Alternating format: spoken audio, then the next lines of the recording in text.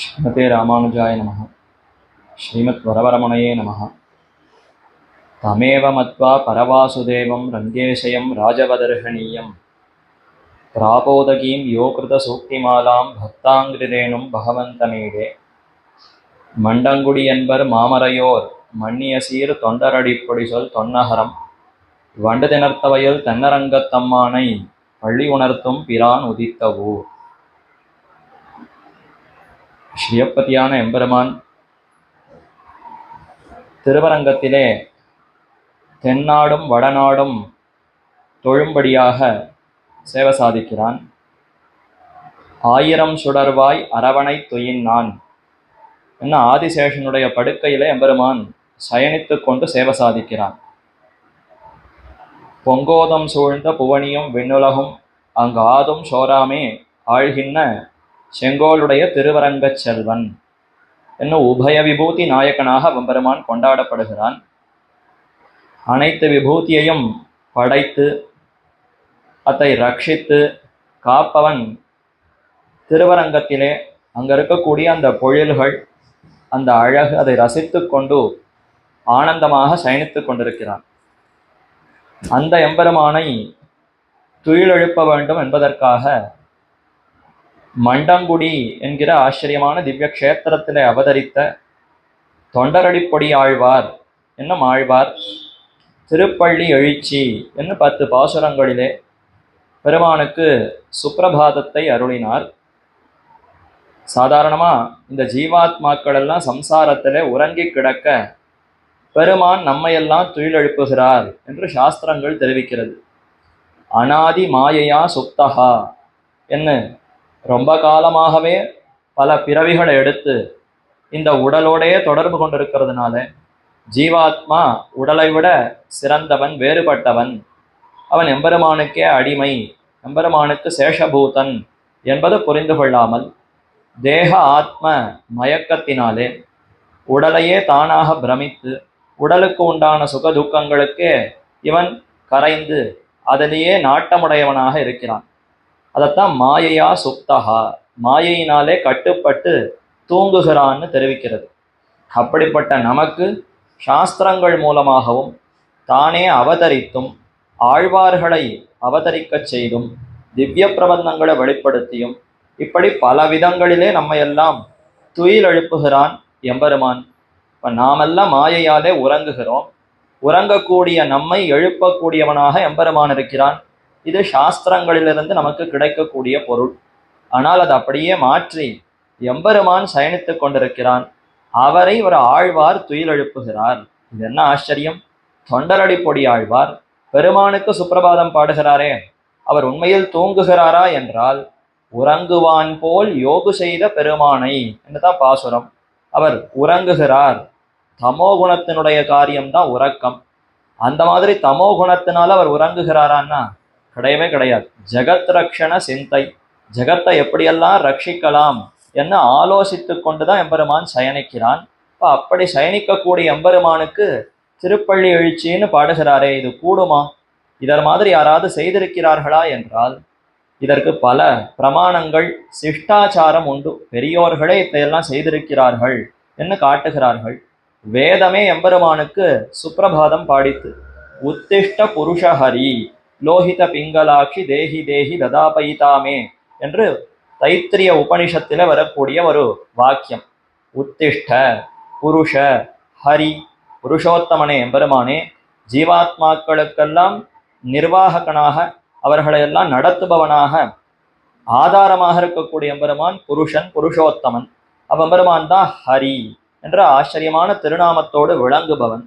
அவனை உத்திஷ்ட எழுந்திரு என்று உபனிஷத்தே தெரிவிக்கிறது. அது மட்டுமல்லாது ஸ்ரீ ராமாயணத்திலே விஸ்வாமித்திரர் ராமனுக்கு பல்லாண்டு பாடி அவருக்கு துயில் எழுப்புகிறார், திருப்பெழுச்சி பாடுகிறார். கௌசல்யா சுப்ரஜா ராம பூர்வா சந்தியா பிரவர்த்ததே. பூர்வ சந்தியை இதோ கிழக்கு வெளுக்க ஆரம்பித்து விட்டது, அருணோதய காலம் வந்து விட்டது. ராமா, கௌசலையின் மணிவயிரிலே பிறந்த சக்கரவர்த்தி திருமகனே, ராமபிரானே, எழுந்திருப்பாய், உத்திஷ்ட என்று எழுப்பினார். அப்போ உபனிஷத்து எம்பெருமானுக்கு சுப்பிரபாதம் பாடித்து. அதே மாதிரி விஸ்வாமித்திரர் சிறந்த ரிஷி, அவரும் ராமனுக்கு திருப்பள்ளி எழுச்சி பாடினார். அந்த ராமனாலேயே திருவாராதனம் செய்யப்பட்ட எம்பெருமான் பெரிய பெருமாளா? அவருக்கு திருப்பெழுச்சி பாட வேண்டாமா? ஏன் பாடினார்? அதைத்தான் தனியன்ல தெரிவிக்கும் பொழுது, ரங்கேஷயம் ராஜவத அருகணீயம் பிராபோதகீம் யோகிருத சூக்திமாலாம் பக்தாங்கிரி ரேணும் பகவந்த மீடே. பக்தாங்கிரி ரேணு தொண்டரடிப்பொடியாழ்வார், அவரே இப்ப பகவானை போல நமக்கு விளங்குகிறார். பகவானுக்கு எத்தனை பெருமையோ அத்தனை பெருமை இவருக்கே வந்து விட்டது. பகவானிடத்தில மிகவும் ஈடுபாடு கொண்டு அவரை எப்படியாவது துயிலெழுப்ப வேண்டும் என திருப்பள்ளி பாடினார். ஏன் பாடினார்? ரங்கேஷயம், திருவரங்கத்துக்கு சுவாமியா இருக்கக்கூடியவன் யாருன்னா சக்கரவர்த்தி அல்லவா, ராஜா. ராஜவத் அருகணீயம், ஒரு ராஜாவுக்கு எத்தனை பெருமைகள் இருக்கிறதோ அத்தனை பெருமைகளும் திருவரங்கநாதனுக்கு உண்டா இல்லையா? அப்போ ஒரு ராஜா சக்கரவர்த்தின்னு இருந்தார், அவருக்குன்னு விடியற் காலையிலே சுப்பிரபாதம் பாடுவதற்கு வேத்தாளிகள், அதற்குன்னு நியமிக்கப்பட்டிருக்கக்கூடிய தொண்டர்கள் இருப்பார்கள். அவர்கள் வந்து சுப்பிரபாதம் பாடினாத்தான் ராஜா தன்னுடைய அந்த துயில், அந்த படுக்கையிலிருந்து துயில் எழுந்து மேற்கொண்டு காரியத்துக்கு என்னென்ன செய்ய வேண்டுமோ அதற்கு செல்லுவார். அப்போ ஒரு ராஜாவுக்கே இந்த பெருமை இருக்கிறது. 4 பேர் வந்து அவருக்கு சுப்பிரபாதம் பாடி அவர் எழுந்திருக்க வேண்டும்னா, அப்ப ராஜாதி ராஜ சர்வேஷாம் என்று விஷ்ணுவான எம்பெருமான் அனைத்து அரசர்களுக்கும் அரசனாக சர்வேஸ்வரனாக இருக்கக்கூடிய திருவரங்க செல்வனுக்கு சுப்பிரபாதம் பாடுவதற்கு 4 பேர் இருக்க வேண்டுமா அல்லவா? அதற்காகத்தான் இப்ப தொண்டரடிப்பொடி ஆழ்வார் சக்கரவர்த்தி ராஜாவாக அந்த திருவரங்க செல்வன் நம்பெருமாளை கொண்டு அவருக்கு திருப்பள்ளி பாடினார் என்று தெரிவிக்கப்படுகிறது. அத்தகைய பெருமை தொண்டரடிப்பொடி ஆழ்வாருக்கே உண்டு. ஆழ்வார்கள் 11, மதுரகவி ஆழ்வாரை சேர்த்துக்கொண்டா 11. இத்தனை ஆழ்வார்கள் இருந்தாலும் இவர்களுக்குள்ளே பெருமானுக்கே திருப்பள்ளி பாடின பெருமைன்னு உண்டான்னா அது தொண்டரடிப்பொடி ஆழ்வாரை தவிர மற்ற ஆழ்வார்களுக்கு இல்லை. அப்போ மற்ற ஆழ்வார்கள் எல்லாம் பெருமாள் துயிலெழுப்பினார். அவரவர்களுக்கு மயர்வர மதிநலம் அருளி நீங்கள்லாம் இனிமே பாசுரங்கள் அருளி செய்ய வேண்டும்னு மற்ற ஆழ்வார்களை துயில் எழுப்பினார் பெருமாள். ஆனால் இப்ப தொண்டரடிப்பொடி ஆழ்வார் பெருமானாலே துயில் எழுப்பப்பட்டவர் மீண்டும் திருப்பள்ளி பாடி எம்பெருமானையே துயில் எழுப்புகிறார்.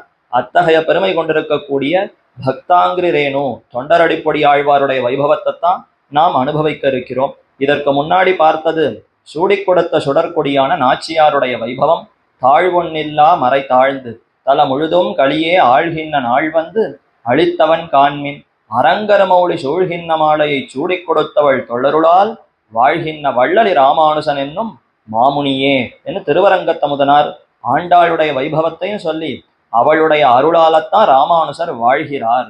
ராமானுசர் வாழ்கின்ற வள்ளல், அவர் நன்கு ரொம்ப தெம்பா இந்த உலகத்துல தரித்து வாழ்கிறாரே, அதற்கு எது காரணம்னா சூடி கொடுத்தவள் தொள்ளருளால், அரங்கர மௌளி சூழ்கின்ற மாலையை சூடி கொடுத்தவள். எப்பேற்பட்ட பெருமை கோதை நாச்சியாருக்குன்னா, திருவரங்க செல்வன் தன்னுடைய குழல் தன்னுடைய திருமுடிக்கு எந்த புஷ்பத்தை அணிந்து கொள்ளுகிறானோ அதே புஷ்ப மாலையை தான் தன்னுடைய சிரசுக்கு தன்னுடைய கழுத்துக்கு அலங்காரமாக ஆக்கி கொண்டு அதை தான் களைந்து கொடுத்து பின்னர் தான் எம்பெருமான் ஸ்வீகரித்து தான் அணிகிறான், தான் அணிந்து ஆனந்தம் கொள்ளுகிறான், அழகு பார்க்கிறான் என்றால் அத்தகைய பெருமை கோதைக்கா? அந்த கோதையினுடைய தொல் அருள், அவளுடைய இன்றியமையாத அந்த அருள் கிருப்பை, அதனாலேயே வாழ்கிறாராம் ராமானுசன் என்னும் மாமுனியே என்ன அவருடைய பெருமை தெரிவிக்கப்பட்டது. அப்படிப்பட்ட சூடி கொடுத்த நாச்சியாருடைய வைபவத்தை பார்த்து இனி மேற்கொண்டு தொண்டரடிப்பொடி ஆழ்வாருடைய வைபவத்தை 6000 குரு பரம்பரா பிரபாவத்திலே பிள்ளை பின்பழகிய பெருமாள் சீயர் என்னும் ஆச்சாரியர் விவரிக்கிறார்.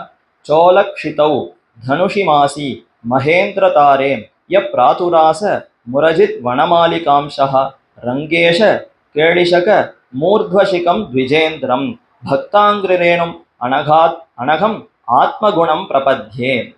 அனகாத்ம குணம் பிரபத்தியே, குற்றமில்லாத சிறந்த நல்ல குணங்கள் ஆத்ம குணங்கள் கொண்டிருக்கக்கூடிய தொண்டரடிப்பொடி ஆழ்வாரை வணங்குகிறேன் என்ன பாசுரம்.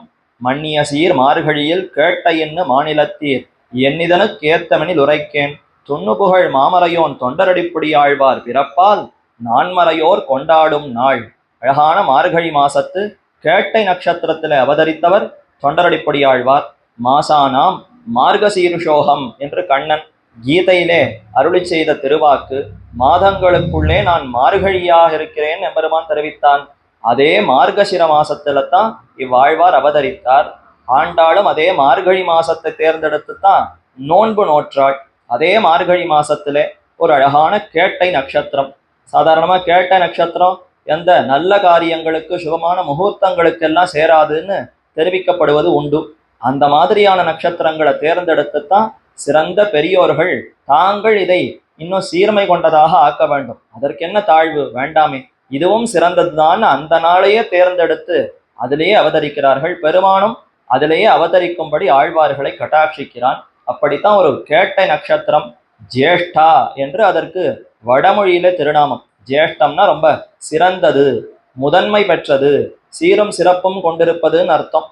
நாம சாதாரணமா அந்த சுப காரியங்களுக்கு அது சேராதுன்னு சொன்னாலும் வடமொழியில அதற்கு இருக்கக்கூடிய பெருமையை தெரிவிக்கும் பொழுது ரொம்ப உயர்ந்த ஜேஷ்ட நட்சத்திரம்னு அதற்கு பெயர் அமைந்திருக்கிறது. தனுஷி மாசே, தனுர் மாசம் மார்கழின்னு தமிழ்ல சொல்லுகிறோம், அதற்கு வடமொழியில மார்கசீருஷம் என்று பெயர் உண்டு, தனுர் மாசம்னு பெயர் உண்டு. அதைத்தான் இங்க தனுஷி மாசே. சோலக்ஷிதௌ, சோலக்ஷிதௌனா அந்த சோழப்பட்டணம், சோழ அந்த ராஜ்யத்துக்குள்ள சேர்ந்ததா இருக்கக்கூடிய மண்டங்குடிங்கிற ஆச்சரியமான க்ஷேத்திரம், கும்பகோணத்துக்கு அருகே இருக்கக்கூடிய க்ஷேத்திரம், அதுதான் இவ்வாழ்வாருடைய அவதார ஸ்தலம். சோலக்ஷிதௌ தனுஷி மாசி, அழகான தனுர் மாசத்திலே. மகேந்திர தாரே என்றால் உயர்ந்த நட்சத்திரம், கேட்டை நட்சத்திரம். அதிலே பிராதுராச முரஜித் வனமாலிகாம்சா. முரஜித், முரன் என்னும் அசுரனை அழித்தவன் எம்பெருமான். முராரி என்னெல்லாம் கொண்டாடப்படுகிறாரே, அப்படிப்பட்ட எம்பெருமான் முரஜித், முரனை வெற்றி கொண்டவன். அவருடைய திருக்கழுத்திலே அணிந்திருக்கக்கூடிய வனமாலை, வனமாலைன்னு ஆச்சரியமா எம்பெருமான் சாத்தி கொண்டிருக்கிறார். சஹஸ்ரநாம ஸ்தோத்திரத்துல கூட சொல்லுகிறோமே, வனமாலி கதீஷார்ங்கி சங்கி சக்ரி ச நந்தகி ஸ்ரீமான் நாராயணோ விஷ்ணுஹோ வாசுதேவோ அபிரக்ஷது என்று தெரிவிக்கிறோம். அப்ப எம்பெருமானுக்கு இதெல்லாம் பரத்வ சூச்சகம். பரமாத்மா யாருன்னு அடையாளம் காட்டணும்னா கைகளிலே திருவாழி திருச்சங்கு சங்க சக்கரங்களை ஏந்தி இருப்பவர் பரமாத்மா. யார் ஒருவருக்கு கருடாழ்வார் பெரிய திருவடி வாகனமாக இருக்கிறாரோ அவர் பரமாத்மா. ஆதிசேஷனுடைய படுக்கையிலே யார் சயனித்து கொண்டிருக்கிறாரோ அவர் பரமாத்மா. யாருடைய திருக்கழுத்திலே ஸ்ரீ கௌஸ்துபம் என்கிற ஆபரணம் இருக்கிறதோ, திவ்யாபரணம் அமைந்திருக்கிறதோ அவர் பரமாத்மா.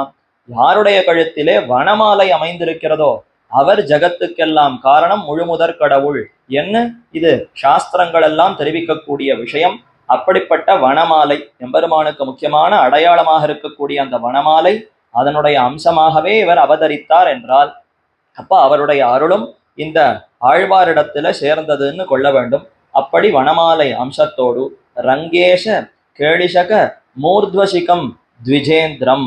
ஊர்த்வசிகம் என்றால் அதாவது சோழியர்கள்னு சொல்றோமே, அவர்களெல்லாம் சிகை அந்த தலையில குடுமி வைத்து கொண்டிருப்பது.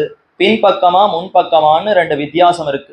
ஊர்த்வசிகம்னா முன்பக்கமாக தலையினுடைய அந்த திருமண்காப்புக்கு சற்று மேல உயர இந்த இடத்துல முடித்து கொண்டிருந்தால் அவர்கள்லாம் பூர்வசிகை கொண்டிருப்பவர்கள், அவர்கள்லாம் ஊர்த்வசிகம்.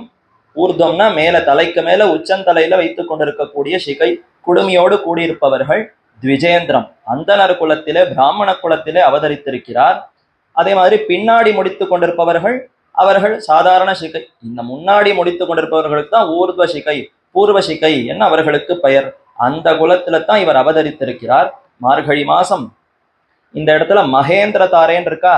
இப்ப இந்திரன் இந்த நட்சத்திரத்துக்குன்னு அதிபதியான தேவதை. ஒவ்வொரு நட்சத்திரத்துக்கு ஒவ்வொரு தேவதை அதிபதின்னு பார்க்கிறோம். மகேந்திர தாரே கேட்டைங்கிற நட்சத்திரத்துக்கு மகேந்திரன், இவர் தான் இந்திரன், தேவேந்திரன், தேவர்களுக்கெல்லாம் அரசனாக இருக்கக்கூடிய தேவேந்திரன் இந்த நட்சத்திரத்துக்குன்னு இருக்கக்கூடிய அதிபதி. அப்படிப்பட்ட நட்சத்திரத்துல அவதரித்தார். ஊர்த குன்றத்தை போல் உயர நோக்கிய பூர்வசிகையை உடையவராய், அந்தனர் தலைவராய், குற்றமற்ற ஆத்ம குணங்களை உடையவராய் அவதரித்த தொண்டரடிப்பொடியாழ்வாரை சரணம் அடைகிறேன். அப்போ குற்றமற்ற குணங்கள், எந்த ஆத்ம குணங்கள் அனைத்தும் பரிபூர்ணமாக உண்டு.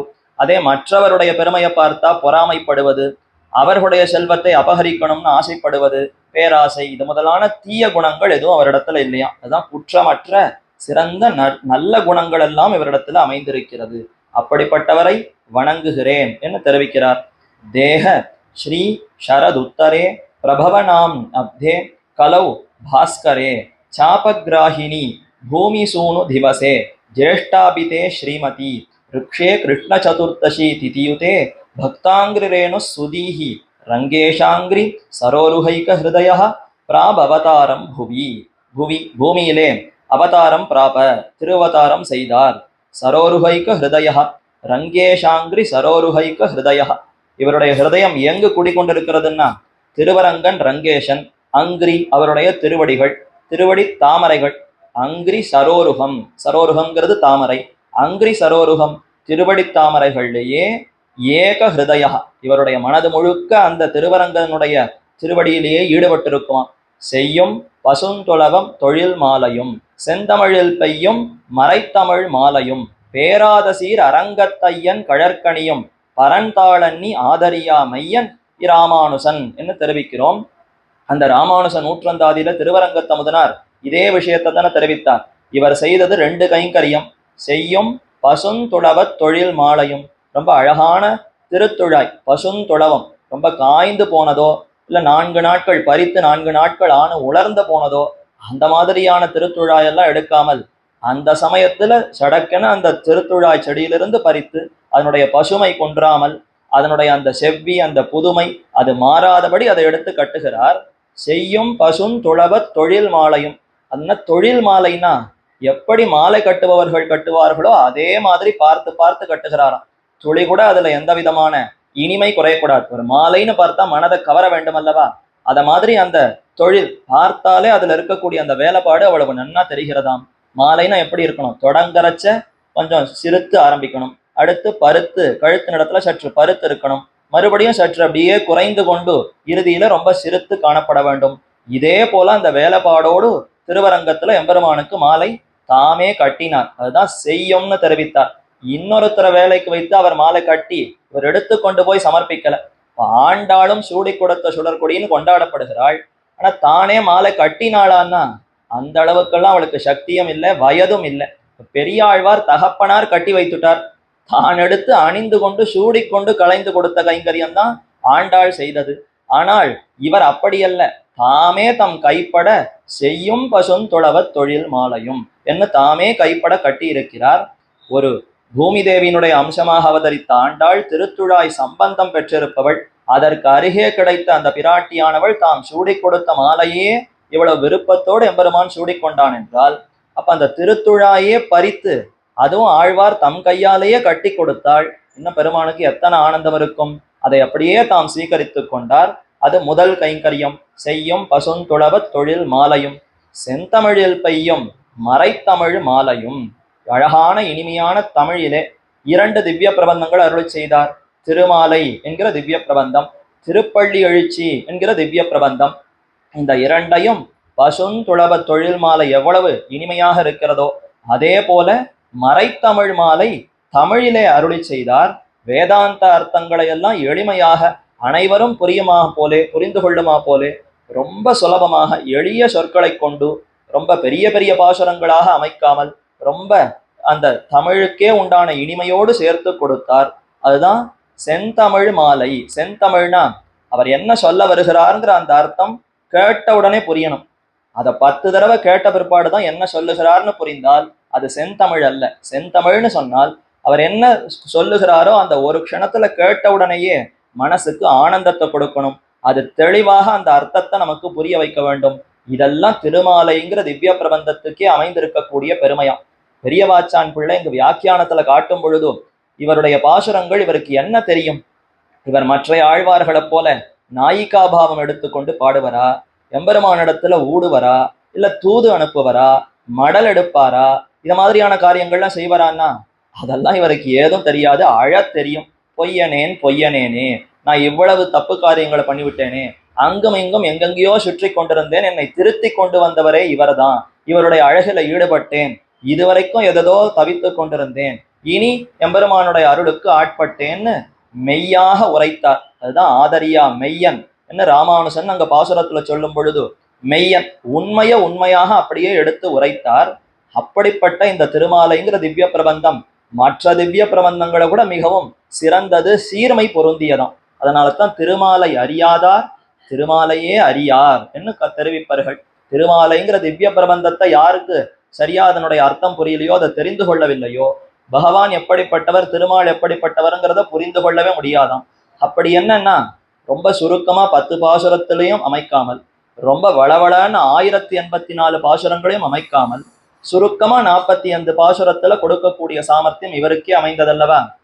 திருப்பாணாழ்வார் அடுத்து பார்க்க போகிறோம் 10 பாசுரங்கள் தான், அதுக்குள்ள அனைத்து சாரத்தையும் அதுலயே சேர்த்து அடக்கி கொடுத்து விட்டார்.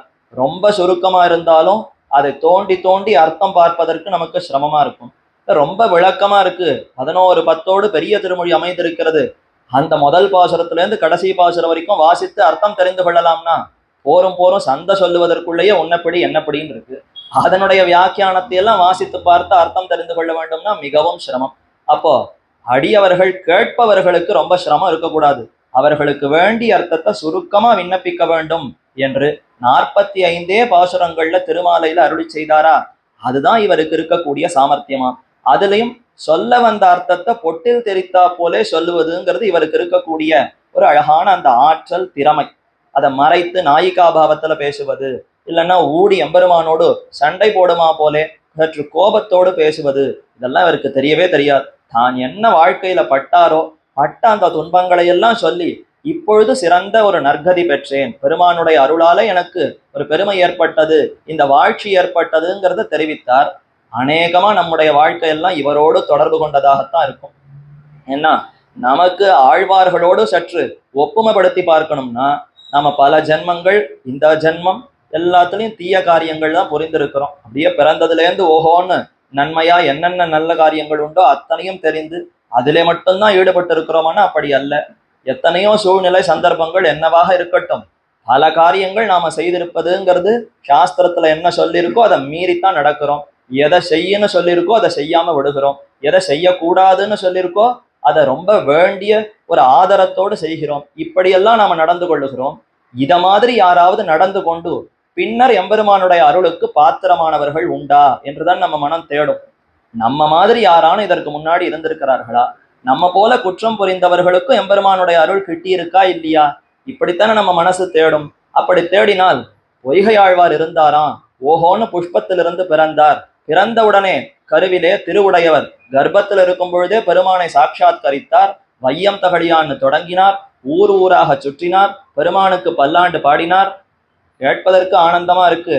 நம்ம நிலையில அவர் இல்லையே, அவர் எங்கேயோ இருக்கார். அப்ப என் நிலையோடு ஒத்து இருப்பவர் யாரான்னு இருக்கிறாரான்னு தேடி பார்த்தால் அது எந்த ஆழ்வாரும் நமக்கு நெருக்கமா இருக்க மாட்டார். ஒரே ஒரு ஆழ்வார், இந்த தொண்டரடிப்பொடி ஆழ்வார், அதுவும் நெருக்கமா இருக்காருன்னா நம்ம நிலையோடு அவ்வளவு இறக்கிடக்கூடாது. இருந்தாலும் நாம எவ்வளவு தாழ்ந்த காரியங்களை புரிந்திருக்கிறோமோ அத மாதிரி அதுல 1% வைத்துக் கொள்ளலாம். அத மாதிரி அவருடைய வாழ்க்கையிலும் ஏதோ ஒண்ணு நடந்து பின்னர் அவர் எம்பெருமானாலே திருத்தப்பட்டு பெருமானுடைய அருளுக்கே ஆட்பட்டவராக இருந்து இனி போரும் போரும் இந்த விஷயாந்தர சம்பந்தமே வேண்டாம்னு உதறி தள்ளி வந்திருக்கிறாரா. அப்ப அதை பார்க்கத்தான் நமக்கும் மனசுல சற்று உறுதி வரும். சரி சரி, நாமும் மாறுவதற்கு வாய்ப்பு இருக்கிறது, நமக்கும் நன்மையை கொடுப்பதற்கு எம்பெருமான் சித்தமா இருக்கான் என்று இந்த விஷயங்களை எல்லாம் நமக்கு புரிய வைப்பதே இந்த ஆழ்வாருடைய சரித்திரத்தை கேட்டால்தான்.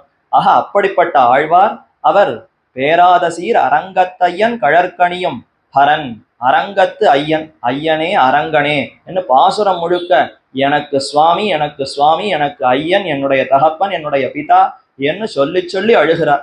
ஒரு என்னை பெற்ற தாய் தந்தை கூட இந்த அளவுக்கு என்னிடத்துல கரிசனத்தோடு என்னை திருத்த வேண்டும்னு பார்த்தார்களான்னு தெரியல.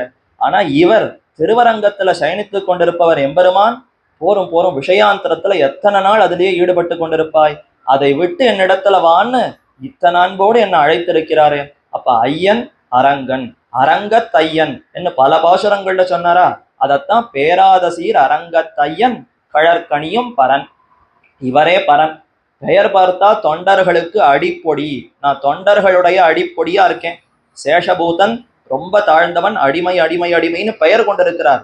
ஆனா திருவரங்க தமுதனார் இவரைத்தான் பரன்னு இவருடைய திருநாமத்தையே ரொம்ப உயர்ந்ததாக தெரிவித்து விட்டார். பரன்னா என்ன அர்த்தம், ரொம்ப மேன்மை பொருந்தியவர், நமக்கு எஜமானர் சுவாமின்னு அர்த்தம். அவர் பெயரை பார்த்தா அடிமைன்னு இருக்கு, அடிமைன்னு இருக்கிறவரை பரன்னு சொல்லுகிறாரேன்னா ஆமாம், அடிமைத்தன்மையில் இவர் நான் அடிமைன்னு புரிந்து கொண்டிருப்பதினாலே அப்ப சேஷபூதர்களான நமக்கெல்லாம் இவர் தானே தலைவர். சேஷி பரமாத்மாவுக்கு அடையாளம் என்ன, சங்க சக்கரங்களை கைகளில் பிடித்து கொண்டிருப்பது, வனமாலையை தரித்து கொண்டிருப்பதுன்னு பார்த்தோம். இந்த அடையாளம் எல்லாம் இருந்தா அவர் சேஷி பரமாத்மான்னு முடிவு கட்டிடலாம். அதே மாதிரி தொண்டர்களுக்கு என்ன அடிமைனா அதுவா தோணிய தோள் தொண்டரடி பொடி. அவர் தோளை பார்த்தா ஒரு வடு தெரியுமா, என்னன்னா குடலை புஷ்ப குடலையை மாட்டி மாட்டி இந்த தோல்ல அது அப்படியே ஒரு சரசரப்பு ஏற்பட்டு அந்த தழும்பு தெரியுமா. துளபத் தொண்டாய தொல்சீர் தொண்டரடிப்பொடி சொல்லுன்னு சொல்லுகிறோமே. அப்ப தினப்படி பெருமானுக்கு மாலை கட்டி சமர்ப்பிக்க வேண்டும்ங்கிற இந்த அடிமையை புரிந்து கொண்டு அதுதான் நமக்கு முக்கிய கிருத்தியம்னு தினப்படி அதிலிருந்து நழுவாமல் செய்திருக்கிறார். இந்த தோல்ல இந்த அடையாளத்தை பார்த்துட்டா அப்ப சேஷபூதர்கள் தொண்டர்களுக்கெல்லாம் தலைவன் இவர் என்ன முடிவு செய்து விடலாமா. அதனால தான் பரன் என்று தெரிவிக்கிறார். அப்ப அவர் எப்படி இருந்தார்னா அரங்கத்தையனுடைய அந்த திருவடிகள்ல பேராத அன்பு கொண்டிருப்பவர். அதை சொல்ல வந்தேன். அதுதான் இந்த ஸ்லோகத்துல எங்க இருக்குன்னா இங்க தெரிவிக்கும் பொழுது ரங்கேஷ அங்கிரி சரோருகைக ஹிருதயா, இவருடைய ஹிருதயம் திருவரங்கத்தம்மானுடைய அந்த தாமரை போன்ற திருவடிகள்ல ஈடுபட்டதே தவிர இதை தவிர மற்ற திவ்ய தேசங்களுக்கு போய் அனுபவிக்க வேண்டும் என்கிற விருப்பம் கூட அவருக்கு ஏற்படல. முன்னாடி இருந்தது.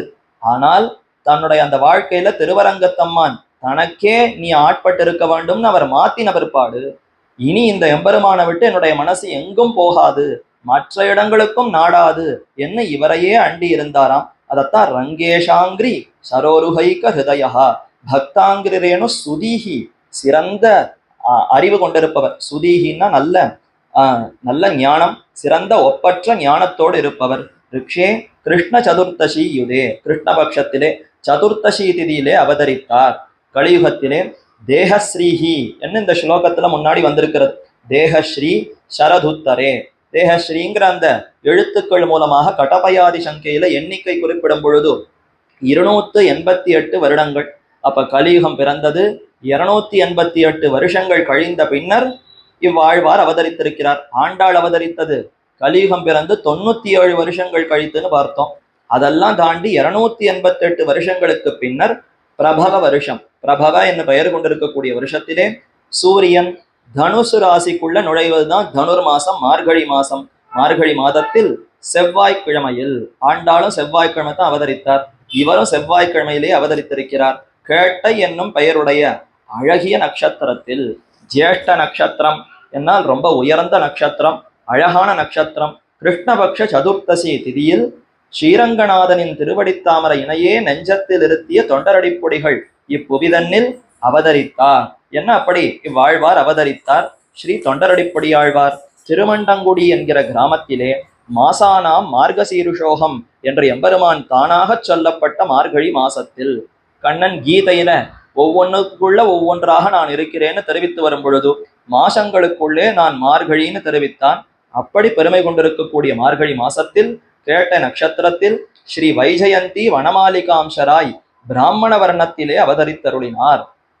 உயர்ந்த அந்த பிராமண குலத்துக்குள்ளே வனமாலிகா அம்சம், எம்பெருமானுடைய அந்த வனமாலையினுடைய அம்சமாக அவதரித்தார்.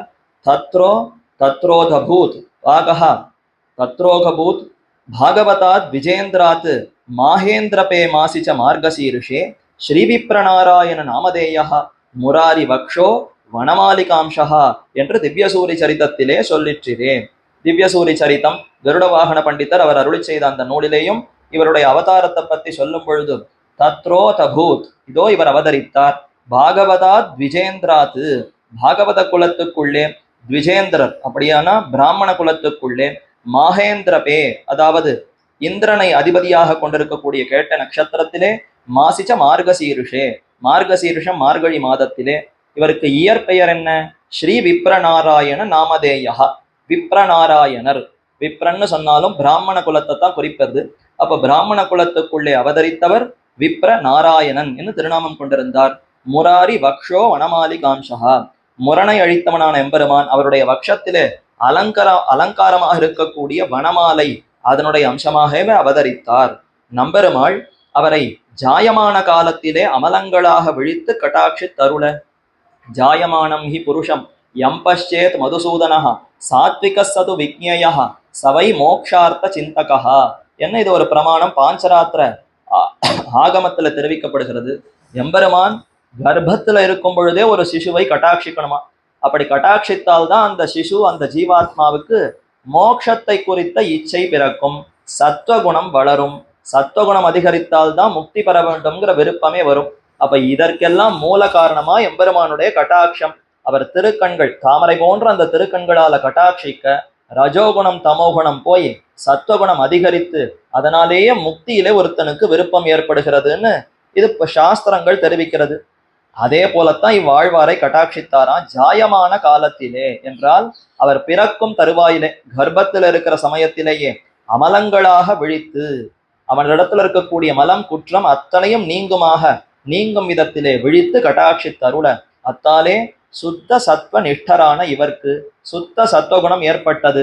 ரஜசு தமஸ் இல்லாத சத்வகுணம் ஏற்பட்டு இவருக்கு விப்ரநாராயணர் என்று திருநாமம் சாத்தி காலந்தப்பாமல் சௌல உபநயனாதிகளையும் பண்ணுவித்து, இவருடைய திருத்தகப்பனார் பெயரே குறிப்பிடவில்லை அப்படின்னா அதுலெல்லாம் அவர்கள் முக்கியத்துவமே காட்டல. இவ்வாழ்வாருக்கு இருக்கக்கூடிய பிரபாவத்தை நாம் அறிய வேண்டுமே தவிர அவருக்கு இருக்கக்கூடிய மற்ற விஷயங்கள் என்ன என்பதையெல்லாம் ரொம்ப நுட்பமா ஆராய்ந்து அந்த அளவுக்கெல்லாம் இங்க தெரிவிக்கப்படவில்லை. அவதரித்தார், அவருக்கு வேண்டி அந்த சம்ஸ்காரங்கள் எல்லாம் அவருடைய திருத்தகப்பனார் பெற்றோர்கள் பார்த்து செய்தார்கள். விப்ரநாராயணர்னு திருநாமத்தை சாத்தினார். அந்தந்த காலம் தப்பாமல் சௌலம் உபநயனம், சௌலம்னா குடுமி, அந்த கேசத்தை அழகா குடுமி போல வைப்பது. முதல்ல அந்த குழந்தைக்கு அந்த குடுமியை வைத்து அதற்குன்னு செய்யப்படக்கூடிய சம்ஸ்காரம் கிரியை. அடுத்தது உபநயனம், சரியா அந்த வயசு 7 வயசுல உபநயனம் செய்வது. இது முதலான அந்த வேதத்திலே ஸ்மிருதிகள்ல சொல்லப்பட்ட கர்மங்களை எல்லாம் பண்ணுவித்து 4 வேதம் ஆரங்கம் முதலான அகில வித்தியைகளையும் அதிகரிப்பிக்க, 4 வேதங்கள் 6 அங்கங்கள் அதே போல இதிகாச புராணங்கள் மற்றும் உண்டான சாஸ்திர நூல்கள் அனைத்து வித்தியைகளையும் அதிகரிப்பிக்க அகில வித்யா பாரங்கதராய் அனைத்தையும் கற்றுக்கொண்டார். சிறந்த அந்த ஞானத்தோடு இவர் ரொம்ப ஆச்சரியமா அமைந்திருந்தார். அதி விரக்தராய், இத்தனை ஞானமும் ஏற்பட்டதுன்னா அப்ப உலக விஷயங்கள்ல ஆசையே இருக்காதே, அதான் விரக்தராய். எந்த விஷயங்கள்லையும் ஈடுபாடு இல்லாமல் ஆசை இல்லாமல் அகிருதோத்வாகருமான இவர், அகிருத உத்வாகருமான இவர், அதாவது சரியா அந்த சமயத்துல இவருக்கு விவாகமானது, அதையெல்லாம் செய்து கொண்டு மருத்விருதாயாக மத்தியஸ்தம் சந்திர புஷ்கரிணி தட்டே ஸ்ரீரங்கம் அதுலம் க்ஷேத்திரம் ஸ்ரீயாஜுஷ்டம் சுபாஸ்பதம் என்கிறபடியே சமாபியதிக ரஹிதமாக ஸ்லாகிக்கப்படுகிற ஸ்ரீரங்க க்ஷேத்திரத்திலே புகுந்து, அப்ப இதுவரைக்கும் நடந்ததெல்லாம் மண்டங்குடியிலே நடந்திருக்கு. மண்டங்குடியில் அவதரித்தார், அங்கேயே பெற்றோர்களால வளர்க்கப்பட்டார், அங்கேயே எல்லா சம்ஸ்காரங்களும் ஏற்பட்டது. அப்படியே இருந்தவர் அங்கிருந்து புறப்பட்டு யாத்திரையாக ஒவ்வொரு இடமாக சேவித்து கொண்டு வர சமயத்திலே இவ்விடத்திலே ஸ்ரீரங்க க்ஷேத்திரத்துக்கு வந்து சேர்ந்தார். அந்த ஸ்ரீரங்க க்ஷேத்திரம் எப்படி இருக்கிறது? அந்தந்த காலத்து காற்று, மருத்விருதாயான்னா மருத்துன்னா வாயு, காற்று வீசி அந்த இடமெல்லாம் ரொம்ப பொழில்களாலே சூழப்பட்டு ஆனந்தமா இருக்கக்கூடிய க்ஷேத்திரம். அதற்கு காவேரிக்கு நடுவே இருக்கக்கூடிய மத்தியஸ்தம் சந்திர புஷ்கரணி தட்டே, சந்திர புஷ்கரணியத்தான் நடுவாக கொண்டிருக்கிறதா திருவரங்க க்ஷேத்திரம். உபய காவேரி, 2 பக்கமும் காவேரி நதி ஓடுகிறது, நடுவிலே திருவரங்க க்ஷேத்திரம். அதற்கு நடுவில என்ன இருக்கிறதுன்னா சந்திர புஷ்கரணி, ஒரு தாமரை புஷ்பம் இருக்கு, சுத்தி இதழ்கள், நடுவுல அதனுடைய கர்ணிகை நடுப்பகுதி இருக்கா, அத மாதிரிதான் சந்திர புஷ்கரணி தான் நடுவாக இருக்குமா. அதை சுத்தி தான் 7 பிராகாரங்கள், அதை சுத்தித்தான் உபய காவேரி நதி ஓடுகிறது. அதைத்தான் மத்தியஸ்தம் சந்திர புஷ்கரணி தட்டே ஸ்ரீரங்கம் அதுலம் க்ஷேத்திரம். அதுலம், இதற்கு சம மற்றொரு க்ஷேத்திரம் உண்டா? இது திருத்தீயா விபூதின்னு கொண்டாடப்படுகிறது. ஸ்ரீரங்கம்ங்கிறது பெருமானுக்கு மிகுந்த ஆனந்தத்தை கொடுக்கக்கூடிய க்ஷேத்திரம். அப்போ ஸ்ரீவைகுண்டத்தை காட்டிலும் இது இன்னும் பெருமை அதிகம். இந்த லோகத்துக்குள்ளேயே இதை சேர்க்கலாமான்னா அப்படியும் சேர்க்க முடியாது. மற்ற இடத்தை விட இந்த இடத்தை தேர்ந்தெடுத்து தானே எம்பெருமான் சயனித்துக் கொண்டிருக்கிறான். ஆகவே இது இந்த லோகத்துக்குள்ளேயும் சேராமல் ஸ்ரீவைகுண்டத்தோடையும் சேராமல் 3வது விபூதி, 3வது சொத்தாக அமைந்திருக்கிறதாம். அதுலம் ஸ்ரீரங்கம் க்ஷேத்திரம் ஸ்ரீயாஜுஷ்டம் சுபாஸ்பதம். பெரிய பிராட்டி ஸ்ரீரங்கநாச்சியாரோடு சேர்ந்து ரொம்ப ஆனந்தமா விஹரிக்கிறான், எழுந்தரோடு இருக்கிறான். சமாபியதிக ரஹிதமாக ஸ்லாகிக்கப்படுகிற, இதற்கு சமமாகவோ இதை விட மேம்பட்டதாகவோ மற்றொரு க்ஷேத்திரம் இல்லை. அதான் சம அபியதிக ரஹிதம், சமமானதும் இல்லை, இதை காட்டிலும் மேம்பட்டதும் இல்லை என்று கொண்டாடப்படுகிற ஸ்ரீரங்க க்ஷேத்திரத்திலே புகுந்து விமானம் அப்யேத்திய சதுஹு பிரதட்சிணம் சதுர்த்திஷம் தஸ்ய கிருத பிரணாமஹ ததந்தராவிஷ்ய விதிர் ததர்ஷ தம் இந்திரநீலாச்சல சன்னிகாசம் பிரசன்னவக்திரம் நளினாயதேக்ஷணம் கிருபாமயம் காந்திநிகேத ரூபம் என்கிற விக்கிரகத்தை சதுரானனன் சேவித்தா போலே. சதுரானனன் 4 முகத்தோடு இருக்கக்கூடிய பிரம்மா, அவர் தானே முதல்ல திருப்பார்கடல்ல பெருமான சேவித்தார். பிரம்மா ரொம்ப மனசுல ஆசைப்பட்டார், நாமும் ஒரு பெருமான விக்கிரக வடிவத்துல எழுந்தருளை பண்ணி கொண்டு அவருக்கு திருவாராதனம் செய்ய வேண்டும். இதற்கு என்ன செய்வதுன்னு அப்படி தபஸ் செய்து பெருமான பிரார்த்தித்தார். இப்ப பெருமான் தெரிவித்தார், ஒன்னும் கவலை வேண்டாம், இதே திருப்பார்கடலிருந்தே நான் ஆவிர் பவிக்கிறேன் என்று தாமே சங்கல்பித்துதான் இன்னைக்கு நாம சேவிக்கக்கூடிய பெரிய பெருமாள் பிரணவாகார விமானம் என்ற அந்த கர்ப்பகிரகத்துக்கு மேல அமைந்திருக்கக்கூடிய விமானம், அந்த விமானத்தோடு கீழே சயனித்திருக்கக்கூடிய எம்பெருமான் இதே நிலை அர்ச்சா நிலையில வழிபடக்கூடிய அந்த நிலையில ஆவிர் பவித்தான் பிரம்மாவுக்காக அன்று. அந்த சமயத்துல 4 முகத்தை கொண்டிருக்கக்கூடிய பிரம்மா எவ்வளவு ஆனந்தத்தோடு பெருமான சேவித்திருப்பார், அவருடைய அழகையெல்லாம் எப்படி அனுபவித்திருப்பார். அவர் அனுபவித்ததுதான் இந்த ஸ்லோகம் 100, அதாவது இந்த பிரமாணம் தெரிவிக்கிறது. விமானம் அப்படி ஏத்திய சதுப்பிரதட்சிணம் சதுர்த்திஷம் தஸ்ய கிருத பிரணாமஹா. பிரம்மா அப்படி பிராகாரங்களோடு இருக்கக்கூடிய அந்த ஸ்ரீரங்க விமானத்தை அடைந்து 4 திசைகளிலும் வணக்கத்தை செலுத்தினார், வணங்கினார். அந்த விமானத்தின் உட்புகுந்து இந்திர நீலமலை, அழகான அந்த நீலமலையை போல சயனித்துக் கொண்டிருக்கக்கூடிய எம்பெருமான் ததர்ஷ இந்திரநீல அச்சல சன்னிகாசம். பெருமானுடைய அந்த ஒளி எப்படி இருந்ததுன்னா இந்திரநீல பர்வதம், ஒரு பெரிய மலை அது படுத்திருந்தால் எப்படி இருக்குமோ அதை மாதிரித்தான் எம்பெருமான் சயனித்துக் கொண்டிருக்கிறான். உள்ளே புகுந்து அந்த எம்பெருமானை சேவித்து பிரசன்ன வக்திரம், பார்த்தவுடனே அனைவரையும் தன்னிடத்துல ஈர்க்கக்கூடிய அழகு கொண்டிருக்கக்கூடிய முகத்தோடு பெருமான் சேவை சாதிக்கிறான். நளின ஆயத ஈக்ஷணம், கண்கள் தாமரையை போல மிளிர்ந்திருக்கிறது. கிருபாமயம், தாமரையை போல இருக்கு, அழகு இருக்கு, கிருப்பைய வழிகாட்டுகிறதாம். எப்ப வருவான் நம்ம எதிர்பார்த்து கொண்டு கருணை ததும்பும் திருக்கண்களோடு. காந்தி நிகேத ரூபம், திருமேனி முழுக்க காந்தி ஒளி வீசக்கூடிய ஆச்சரியத்தோடு பெருமான் சேவை சாதிக்கிறான். விக்கிரகத்தை சதுரானனன் சேவித்தா போலே சதுரரில் அக்ரகண்யரான இவரும், சதுரானனான பிரம்மாவே இந்த எம்பெருமானிடத்துல ஈடுபட்டார்னா ஆழ்வார் ஈடுபடுவதற்கு சொல்லணுமா, இவரும் சதுரரில் அக்ரகண்யர். சதுரர்னா நல்ல சாமர்த்தியம் உடையவர்கள், நல்ல ஞானிகள், அவர்களுக்குள்ளே இவர் அக்ரகண்யர், முதல்ல எண்ணப்படக்கூடிய அளவுக்கு வைபவம் இவருக்கு இருக்கிறது. அரவரச பெருஞ்சோதி அனந்தன் என்னும் அணிவிளங்கும் உயர்வெள்ளை அணையின் மேலே பள்ளி கொண்டருளும் பரவாசுதேவரான அழகிய மணவாளரை சேவிக்க. இது குலசேகர ஆழ்வாருடைய அந்த பாசுரம். அரவரச பெருஞ்சோதி அனந்தன் என்னும் அணிவிளங்கும் உயர்வெள்ளை அணையை மேவி பெருமான் சயனிக்கிறான். ஆதிசேஷன் எப்படி இருக்காருன்னா அரவரசு. ஆதிசேஷன்கிறவர் நாகங்களுக்கெல்லாம் பாம்புகளுக்கெல்லாம் அரசு. அவரே பெருஞ்சோதியாக, அவருடைய ஒளியே அப்படி பிரகாசமா பெரிய சோதி போல இருக்கிறது. அனந்தன் என்ன அவருக்கு திருநாமம். அணிவிளங்கும் உயர்வெள்ளை அணையின் மேவி, ரொம்ப வெள்ள வெள்ளையர்னு இருக்கக்கூடிய அந்த பாம்பு, பார்ப்பதற்கே மனசை ஈர்க்கக்கூடிய அழகு, அழகு சேர்த்து ஒளி வெள்ளமாக இருக்கக்கூடிய அந்த பாம்பின் மேலே எம்பெருமான் சயனித்துக் கொண்டிருக்கிறான். பரவாசுதேவரான அழகிய மணவாளரை சேவிக்க. இவர்தான் ஸ்ரீவைகுண்டத்தில் இருக்கிற எம்பெருமான். இப்போ அர்ச்சா திருமேனியோடு இப்படி நமக்காக சேவை சாதிக்கிறான் என்று அவரை தெரிந்து சேவிக்க. இவர் விஷயவாசி அறிந்து பற்றுகிறதே பற்றாசாக பெரிய பெருமாளும் தம்முடைய கிருபையாலே குழலழகர், வாயழகர், கண்ணழகர் என்று சொல்லப்பட்டிருப்பதாய் பும்சாம் திருஷ்டி சித்தாபகாரினம் என்கிற தம்முடைய வடிவழகை காட்டி இவரை தம் பக்கலிலே நிரதிசய பக்தி யுக்தராம்படி கட்டாட்சி தருண. வந்து சேவித்தவர் இனி இந்த ஊரை விட்டு இவரை போகக்கூடாது, நம்மிடத்திலே வைத்துக் கொள்ள வேண்டும் என்று பெருமான் ஆசைப்பட்டு தன்னுடைய அழகையெல்லாம் காட்டினாராம். குழலழகர், வாயழகர், கண்ணழகர் என்ன ஆண்டாள் அனுபவித்த பிரகாரத்திலே அழகையெல்லாம் காட்டி பும்சாம் திருஷ்டி சித்தாபகாரினம், ஆண்கள் புருஷர்களுடைய அனைத்து, அதாவது புருஷர்களையும் மயக்கக்கூடிய அழகா எம்பெருமானுக்கு. எம்பெருமானுடைய அழகை பார்த்தா ஸ்திரீகள் பெண்கள் மயங்குவர்களான்னா, கரடு முரடா இருக்கக்கூடிய ஆண்கள் கூட எதை பார்த்தாலும் மனது உருகவே உருகாது. அப்படிப்பட்ட உள்ளத்தோடு இருக்கக்கூடிய ஆண்களும் இந்த அழகை பார்த்து ஒரே தவித்து அடைந்தால் இவரைத்தான் அடையணுங்கிற அளவுக்கு அப்படி ஈடுபடுவர்களாம். அவர்களுடைய சித்தத்தையும் அபகரிக்கக்கூடிய அழகு கொண்டிருக்கக்கூடிய எம்பெருமான் இவரை தம் பக்கலிலே நிரதிசய பக்தி யுக்தராம்படி கட்டாட்சி தருண. பெருமானே இவரிடத்துல அன்போடு நம்ம விட்டு இவர் நீங்கக்கூடாது, இவருக்கு நம்மிடத்துல மிகுந்த அன்பு ஏற்பட வேண்டும்னு கட்டாட்சித்தாராம். ஸ்ரீ விப்ரநாராயணரும் அபார காருணிகரான அரங்கனாருக்கு ஆட்செய்ய வேணும் என்று துளவத்தொண்டிலே தத்பரராய் இப்படி அந்த பெருமானிடத்துல ஈடுபட்டவர் இனி கைங்கரியம்னு செய்யணும்னா இவருக்குத்தான் நான் செய்யணும், இவரை தவிர மற்ற இடத்துக்கு போகக்கூடாது என்று பெருமானுடைய காருணிகன், அபார காருணிகன்.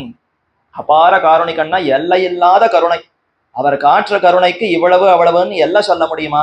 இதோ இவரை போல இவர் கருணை காட்டினார்னு இன்னொருத்தர ஒப்பு சொல்ல முடியுமான்னா அப்படி ஒப்பிடவே முடியாத அபார காருணிகரான அரங்கனாருக்கு ஆட்செய்ய வேணும் என்று துளவத்தொண்டிலே தத்பரராய் திருத்துழாய நன்கு கட்டி பெருமானுக்கு சமர்ப்பிக்க வேண்டும். அதுலத்தான் பெருமானுக்கு எத்தனை விருப்பம் இருக்கிறது. புண்டரீகஷ்ட புண்ணியகிருத்து என்று புண்ணியகிருத்தாக சொல்லப்பட்ட ஸ்ரீ புண்டரீகரை போலேயும் திருக்கடல் மல்லை என்ன ஆச்சரியமான திவ்ய கஷேத்திரத்திலே புண்டரீகருங்கிற மகரிஷி, அவருக்காகவே பெருமான் சேவை சாதிக்கிறார். அவரைத்தான் இங்க தெரிவிக்கப்படுகிறது. புண்டரீகஷ்ட புண்ணியகிருத்து, மிகுந்த புண்ணியசாலியான புண்டரீகரும் பெருமானுக்கு ஆட்செய்து அவருடைய கிருப்பையை பெற்றார். சரித்திரத்தை கேள்விப்பட்டிருக்கலாம்.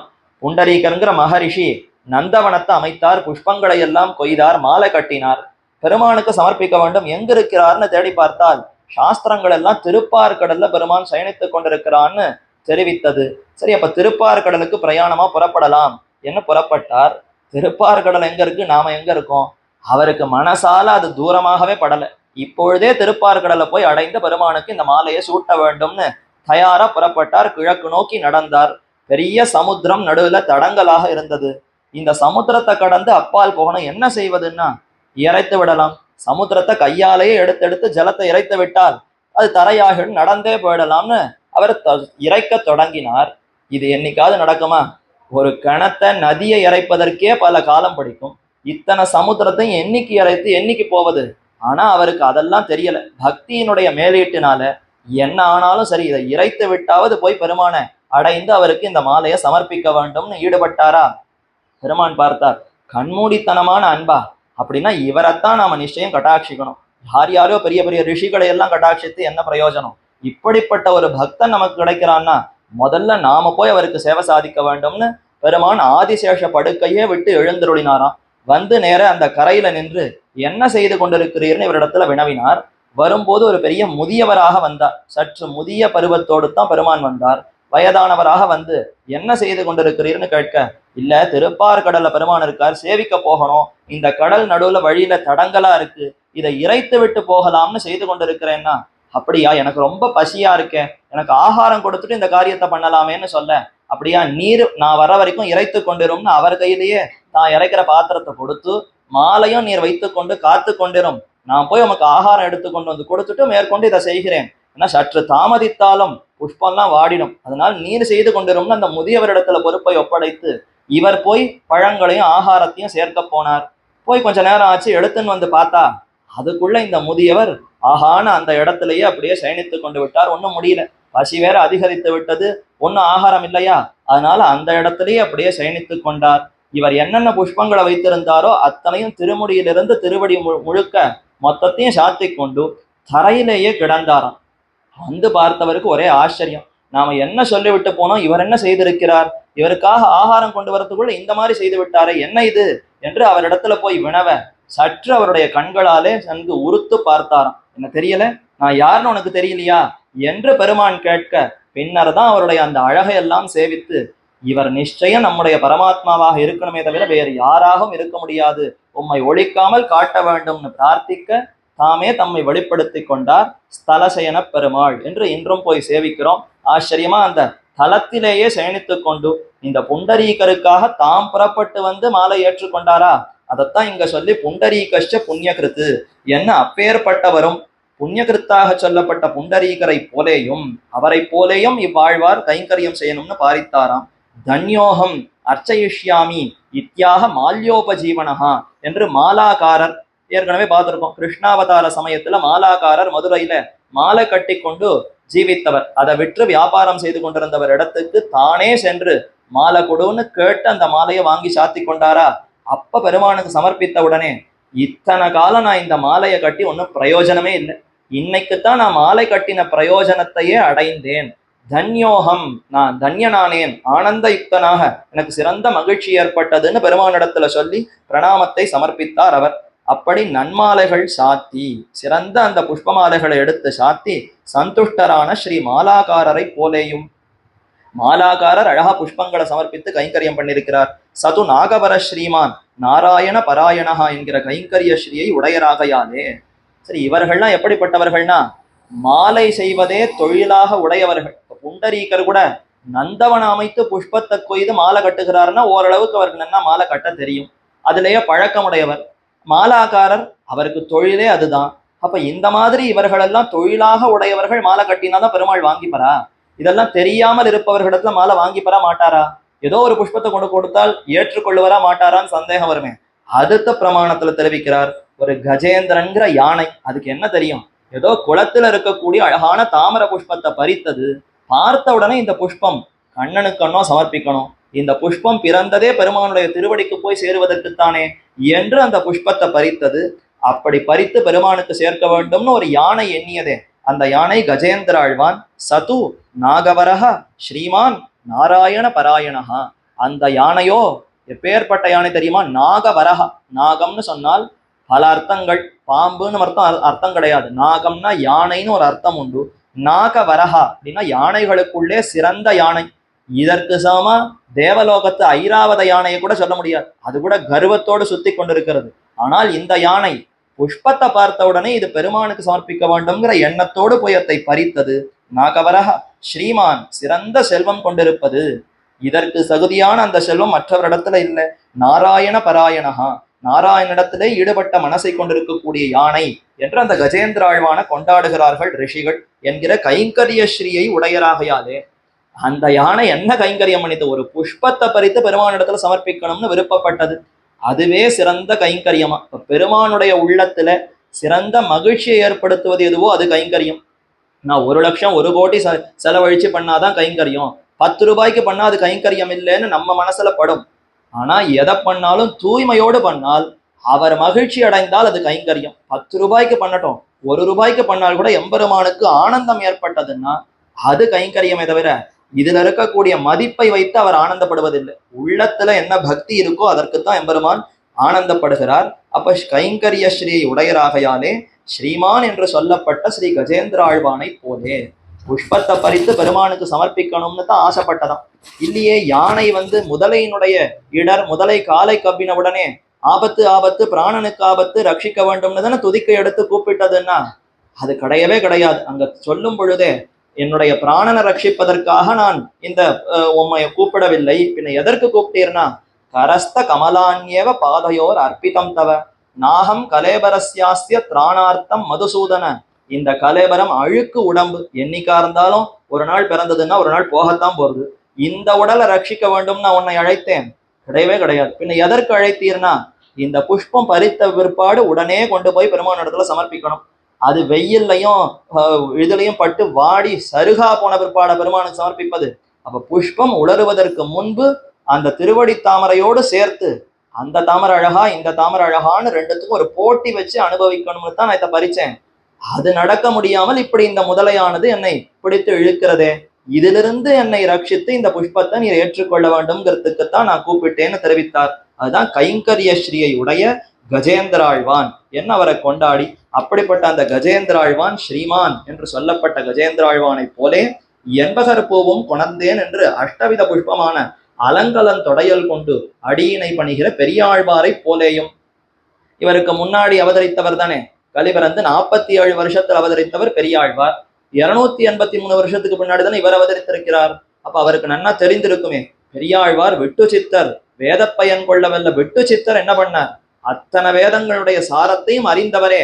புஷ்ப கைங்கரியம் தான் பெருமானுக்கு பிடிக்கும்னு அதுல ஈடுபட்டு இருக்கிறார்னா அப்ப நமக்கும் அதுதான் கர்த்தவியம்.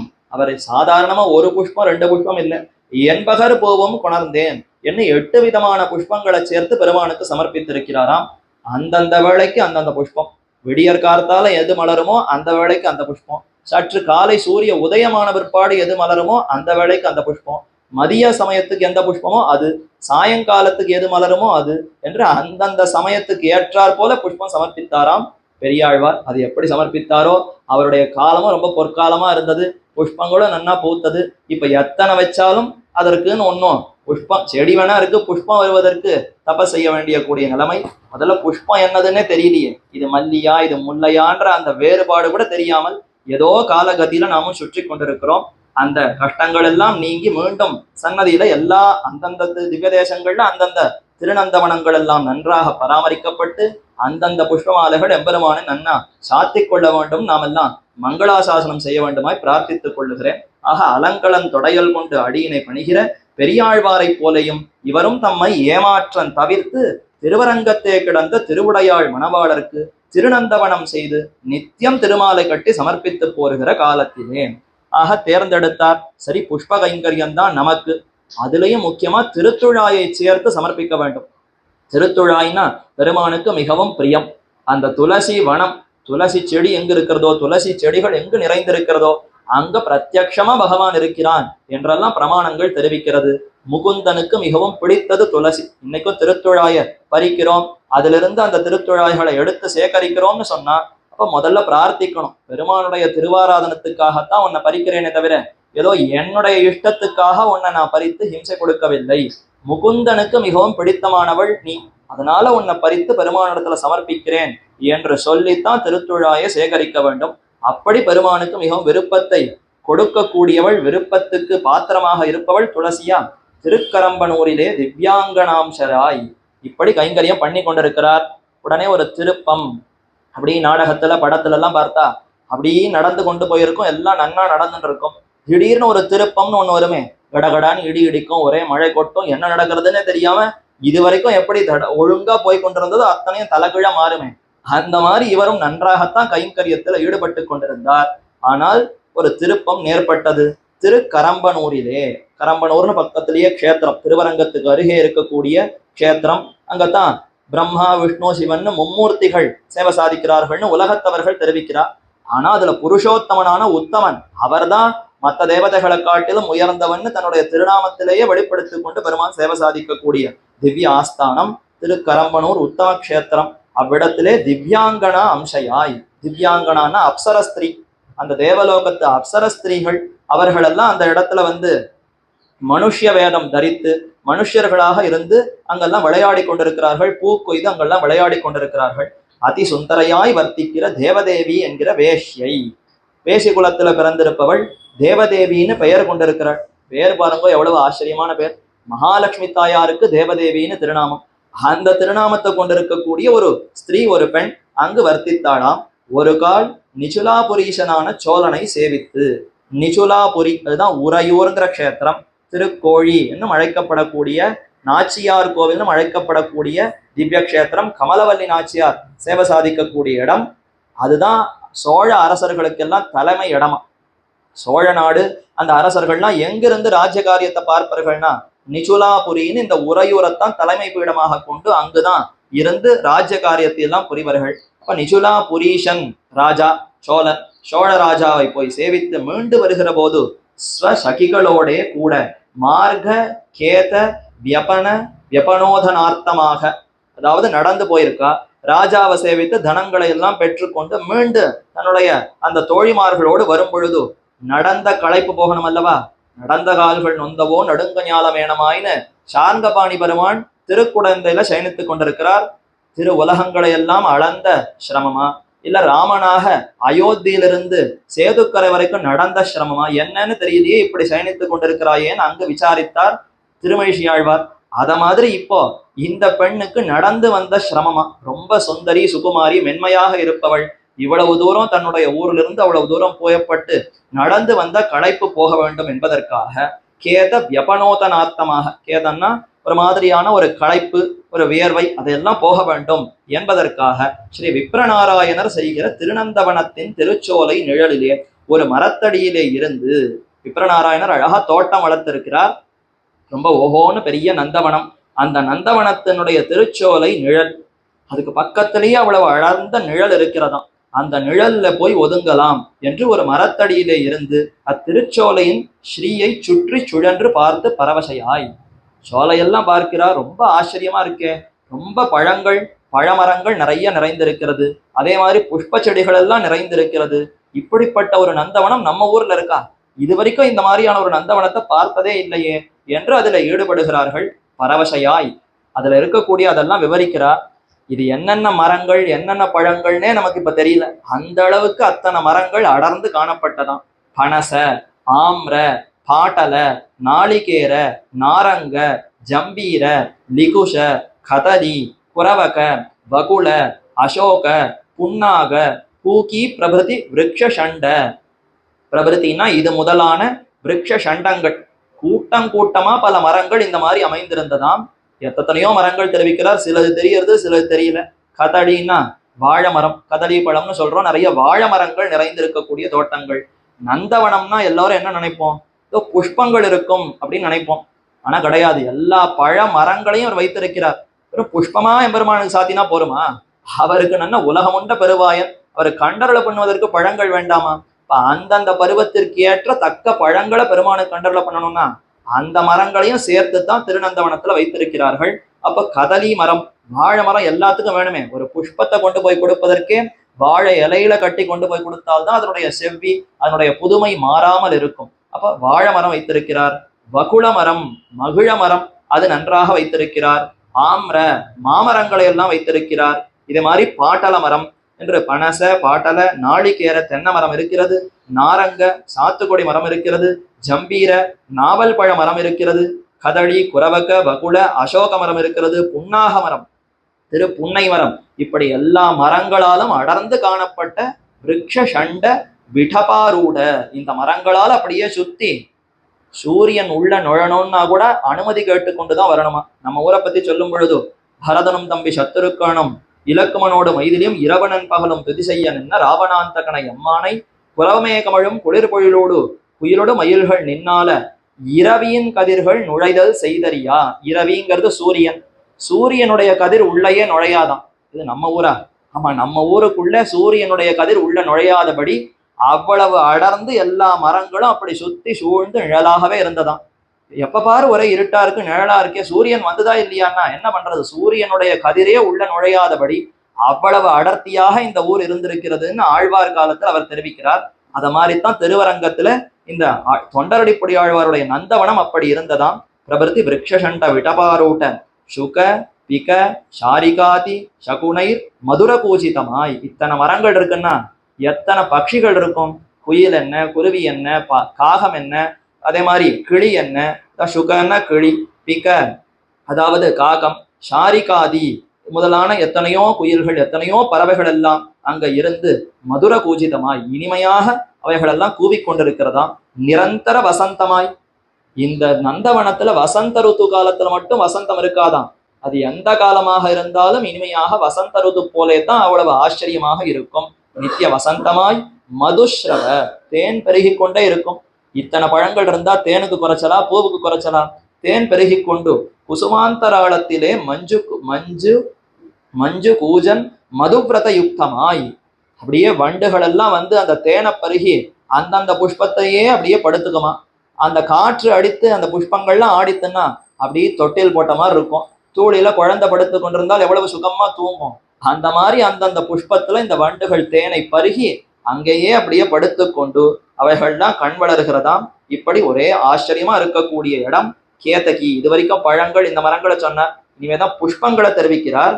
குசுமாந்தராளத்திலே மஞ்சு பூஜன் மதுபிரத யுக்தமாய் கேதகி, மாலதி, ஜாதி, மல்லிகா, அரவிந்த, கல்ஹார, இந்தீவர, சம்பகாமோத, பந்துர கந்தவகோப சேவிதமாயிருக்க கண்டு. ஒரே வாசனை வாசனை, அத்தனை வாசனை, இத்தனை வாசனையும் ஒன்னா சேர்ந்ததுன்னா இது என்ன வாசனைன்னே கண்டுபிடிக்க முடியாத ஒரு புது வாசனையா அந்த நந்தவனம் இருந்ததாம். கேதகி, தாழம்பூ, தாழஞ்செடிகளா இருந்து தாழம்பூக்கள் நிறைய பூத்திருக்கிறது. மாலதி, குறுக்கத்தி புஷ்பம் பூத்திருக்கிறது. ஜாதி, ஜாதி புஷ்பம். மல்லிகா, எல்லா விதமான மல்லிகைகளும் சொல்லணும். மல்லிகைனா ஒரு மல்லிகை இல்லை, அதுல என்ன அடுக்கு மல்லியோ, இருவாட்சி மல்லியோ, இன்னும் என்னென்ன மல்லி உண்டோ எல்லா மல்லி செடிகளும். அரவிந்த, தாமர புஷ்பங்கள். கல்ஹாரம், அல்லி புஷ்பங்கள். இந்தீவர சம்பக, இந்தீவரம்னு ஒரு புஷ்பம். சம்பகம், செண்பக புஷ்பம். இது முதலான அத்தனை புஷ்பங்களையும் வைத்து செடிகளை வைத்து பராமரித்து திருவரங்கனுக்கு நந்தவனம் அமைத்து கைங்கரியம் பண்ணியிருக்கிறார்னா இதுல ஒண்ணு கூட நம்ம இடத்துல இல்லை. அப்படி அவர் கைங்கரியம் பண்ணி கொண்டு ஸ்வ அக்ரஜயாய் இதையெல்லாம் பார்த்தாள். பார்த்தவளுக்கு ஒரே ஆனந்தம், வியப்பு. இப்படி கூட இவ்வளவு பெரிய நந்தவனம் இருக்குமா? இது இந்திரனுடைய தேவலோகத்துல இருக்கக்கூடிய நந்தவனத்தை விட இன்னும் உயர்ந்ததா இருக்கே, அது கூட தோற்று போய்விடும் போல இருக்கிறதேன்னு சொல்றான். ஸ்வ அக்ரஜயாய், தனக்கு மூத்தவளான ஒரு தோழி, ஒரு அக்கா, தன்னுடைய அக்காவா இருக்கக்கூடிய அக்ரஜை அவளிடத்துல குறித்து இப்பொழிலின் நிழல் சிரமகரமாய் நந்தனவனத்தையும் சைத்திர ரதத்தையும் பரிகசியா நின்றதி. நந்தனவனம், குபேர பட்டணத்துல இருக்கக்கூடிய நந்தனவனம் கூட இதற்கு முன்னாடி தோற்று போய்விடும் இருக்கிறது. நிழல் அவ்வளவு ஆச்சரியமா இருக்கு. நந்தனவனத்தை விட வெற்றி கொள்ளும் விதத்துல என்னுடைய அழகு இருக்கிறதே என்ன. அவளும் ஸ்மேர ஆனன அப்ஜயான தேவதேவியை குறித்து. ஸ்மேர ஆனன அப்ஜை, முகமானது அவ்வளவா ஆச்சரியமா தாமரையை போல இருக்கிறதாம். நல்ல சிரித்து கொண்டு தாமரை போன்ற முகத்தோடு இருக்கக்கூடிய தேவதேவியை குறித்து இதையெல்லாம் பார்த்து ஆனந்தத்தினாலே அவள் முகம் மலர்ந்திருக்கிறது. அவளிடத்துல அழைத்து, நீ என்ன நினைத்து கொண்டிருக்கிறாய்? இது யாருடைய நந்தவனம் தெரியுமோ? ஸ்வ பிரசூன பிரகர்ஷத்தாலே நம்பெருமாள் திருமுடியை பூஷித்து வருமதாய். இதெல்லாம் ஏதோ உலகத்தவருடைய தலைக்கு கூந்தலுக்கு அலங்காரத்துக்கு இந்த புஷ்பம் இல்லை. இந்த உபய விபூதிக்கும் நாதனா இருக்கக்கூடிய நம்பெருமாளுடைய திருமுடிக்கு போகக்கூடிய புஷ்பங்கள் பூக்கக்கூடிய நந்தவனம்னா அதற்கு சமமா மற்றொரு நந்தவனம் இருக்குமோ? அப்பனா இதற்கு இருக்கக்கூடிய பெருமை வேறு எதுக்குமே இல்லை. நம்பெருமாளுடைய திருமுடியை பூஷித்து வருமதாய், அவருடைய திருமுடிக்கே அலங்காரமாக இருக்கக்கூடியது இந்த புஷ்பங்கள். அப்ப ஸ்வ பிரகர்ஷம், ஸ்வ பிரசூன பிரகர்ஷத்தாலே தன்னுடைய புஷ்பங்களால பெருமானுடைய திருமுடியை அலங்கரிக்கக்கூடிய பாக்கியம் எதுக்கு கிடைத்ததுன்னா இந்த நந்தவனத்துக்கு தானே கிடைத்திருக்கிறது. அப்படிப்பட்ட பெருமை இதற்கு இருக்கிறது. அவர் மிருகய விஹார ஸ்ராந்தி பிரசமனம் பண்ணுவது அஸ்மதாதிகளுக்கு அத்வகேதஹரணம் பண்ணாதொழியுமோ. மேலும் நம்பெருமாளே புறப்பட்டு எழுந்துடுவாராம். அடிக்கடி அவர் புறப்பாடு கண்டுள்ள சில சமயத்துல இந்த நந்தவனத்துக்கு ரொம்ப விருப்பத்தோடு வந்து சற்று இங்க இருந்து அந்த ஆயாசம் களைப்பெல்லாம் போக்கி கொண்டு போவார். மிருகயா விஹார ஸ்ராந்தி, மிருகயா விஹார ஸ்ராந்தி, விஹாரம்னா புறப்பாடு, மிருகயா விஹார ஸ்ராந்தினா ரொம்ப விருப்பத்தோடு இந்த இடத்துக்கு வந்து தன்னுடைய அந்த களைப்பையெல்லாம் ஸ்ராந்தி களைப்பையெல்லாம் போக்கி கொண்டு பிரசமனம் பண்ணுவது. நம்பெருமாளுக்கே களைப்பை போக்குவது நமக்கு போக்காதா? சாமானிய ஜனங்களால நமக்கு இதனுடைய களைப்பு போக்கக்கூடிய தன்மை கூடவா இதுக்கு இருக்காது? அஸ்மதாதிகளுக்கு அத்வகேதஹரணம் பண்ணாதொழியுமோ, நமக்கு களைப்பை போக்காது இருக்குமோ இந்த நந்தவனம் என்று அவள் சொல்ல பிரியாலாபம் பண்ணி கொண்டு இப்படி ஒருத்தருக்கு ஒருத்தர் ஆச்சரியமா அதை பத்தி எல்லாம் வர்ணித்து கொண்டு ஆராம லக்ஷ்மி அந்த தோட்டத்தினுடைய அந்த அழகு, அந்த அழகையெல்லாம் அனுபவித்து நிகித ஈக்ஷணரானவர்கள் அங்கே ஸ்ரீ விப்ரநாராயணனை கண்டார்கள். இது வரைக்கும் தோட்டத்தை பார்த்தார், இனிமேதான் தோட்டத்தை வளர்த்து பாதுகாக்கக்கூடிய விப்ரநாராயணரை கண்டார்கள். அவரும் அருகே இருந்தார். அவர் எப்படி இருந்தார்? வளர்ந்த கேச மஷ்ருக்களை உடையராய். ஏன் இப்படி வர்ணிக்கிறார்னா, இந்த அழகை பார்த்து இந்த தேவதேவி ஈடுபட போகிறாள். அவருடைய அந்த திருமேனி எப்படி இருந்தது? வளர்ந்த கேச மஷ்ருக்களை உடையராய். தொண்டடிப்படியாழ்வார் நல்ல தாடி மீசை அதோடு தான் இருந்திருக்கிறார். ஏன்னா இந்த கைங்கரியத்துல ஈடுபட்டிருப்பவர் தன்னை பேணிக் கொள்வதில் அவர் பார்த்து கொள்ளல. அதனால அது பாட்டுக்கு இருக்கட்டும், என்னைக்கு முடியறதோ ஒழிவு இருக்கோ அன்னைக்கு பண்ணிக்கலாம். அதை விட்டுட்டு இந்த கைங்கரியமும் நமக்கு சிறந்தது.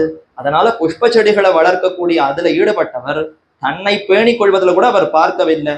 வளர்ந்த கேச மஷ்ருக்களை உடையவராய், பிரவருத்த ரோம பிரகாசித்த அங்கராய், உடலெல்லாம் ஆனா மயிர்கூச்செறிந்து காணப்படுகிறாராம். அங்கங்க தாடி மீச முளைச்சிருக்கு. அப்ப ஒண்ணும் இல்லாம சோர்ந்து போயிருப்பாரான்னா உடலெல்லாம் மயிர்கூச்செறிந்து ரொம்ப இளமையோடு காணப்பட்டார்.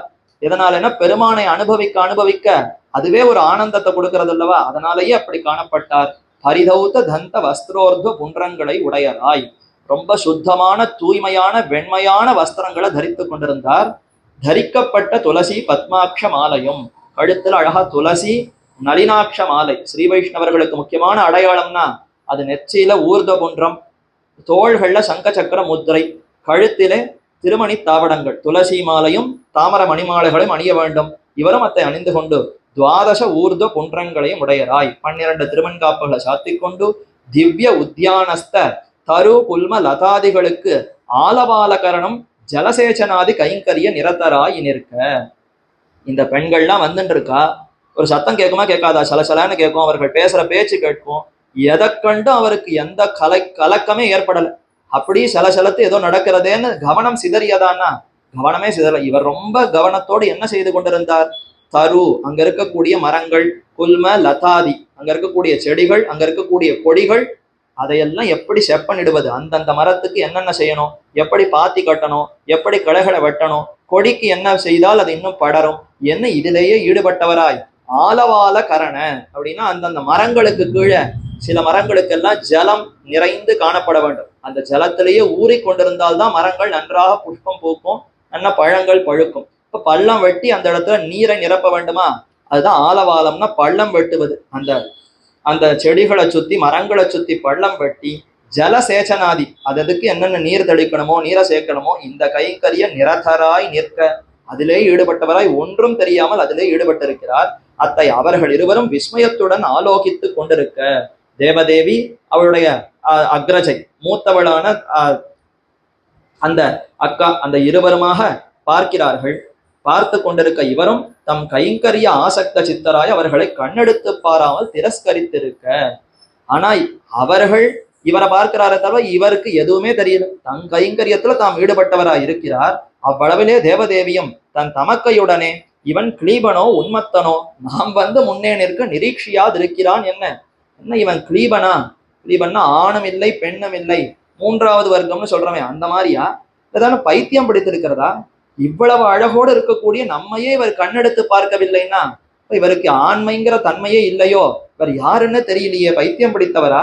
நாம் முன்னே வந்து நிற்க நிரீட்சியாது இருக்கிறான், நம்ம கூட ஏறெடுத்து பார்க்காமல் அப்படி என்ன இவர் இருக்கிறார் என்று இந்த தேவதேவியானவள் சொல்ல, அப்ப மூத்தவளுக்கு சற்று ஞானம் இருக்கிறது. அவள் சொன்னாளாம், என்ன நினைத்து கொண்டிருக்கிறாய்? இவர் கிளீபரும் அன்று உன்மத்தரும் அன்று ரங்கேஷ கைங்கரிய ஆசக்த சித்தராய் மகாவிரக்தரான இவர் ரூப சம்பத்தியை காரி உமிழ்ந்து இருப்பர். திருவரங்கனுடைய அழகில ஈடுபட்டவர் மற்ற அழகில கண் வைப்பாரா?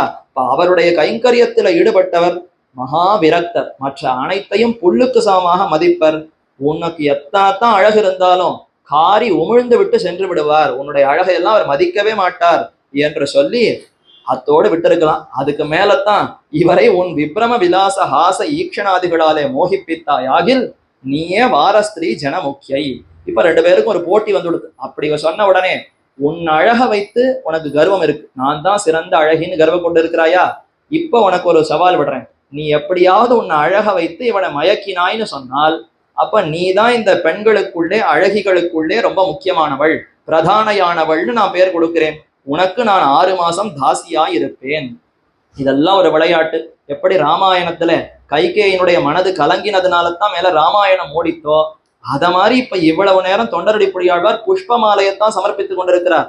இனிமே கதறி கதறி அழுது அழுது திருமாலைங்கிற திவ்ய பிரபந்தம் வரணுமே. சூதனாய் கல்வனாகி தூர்த்தரோடு இசைந்த காலம்னு பாதி காலமும் என்னென்னமோ தவறு செய்து விட்டேன், மன்னிக்க வேண்டும்னு அதெல்லாம் கதறி, இப்பொழுது உன்னை பிடித்து கொண்டு விட்டேன், இனி என்னை நீ விட முடியாது, அத்தனை பேரையும் ரட்சித்திருக்கிறாய், உனக்கு தகுதியானவன் நான் என்று தன்னுடைய அந்த விஷயங்களை எல்லாம் சொல்லி திருமாலைங்கிற திவ்ய பிரபந்தம் வெளிவரணுமே. அப்ப அதற்கு முன்னாடி நடக்க வேண்டிய விஷயங்களுக்காகத்தான் இப்போ ஒரு சின்ன திருவிளையாட்டாக பெருமானே இத்தை ஏற்படுத்துகிறார். இப்ப ரெண்டு பேருக்கும் போட்டி வந்தது. உன் அழக வைத்து நீ இவரை மயக்கினாய்னு சொன்னால் உனக்கு 6 மாசம் நான் அடிமைன்னு இருந்து கைங்கரியம் பண்ணுகிறேன்னு அவள் சொன்னாளாம். உடனே இவள் என்ன சொல்றா?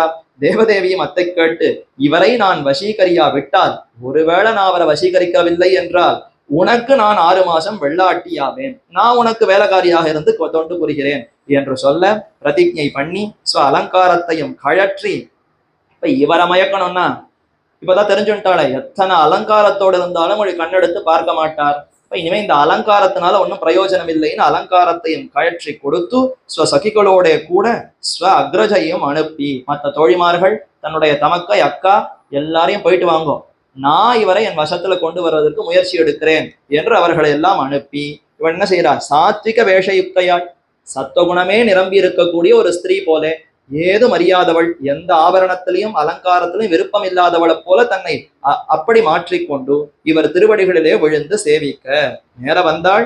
வந்து அவருடைய திருவடிகளில் விழுந்து சேவிக்க, இதுவென் பெண்ணே.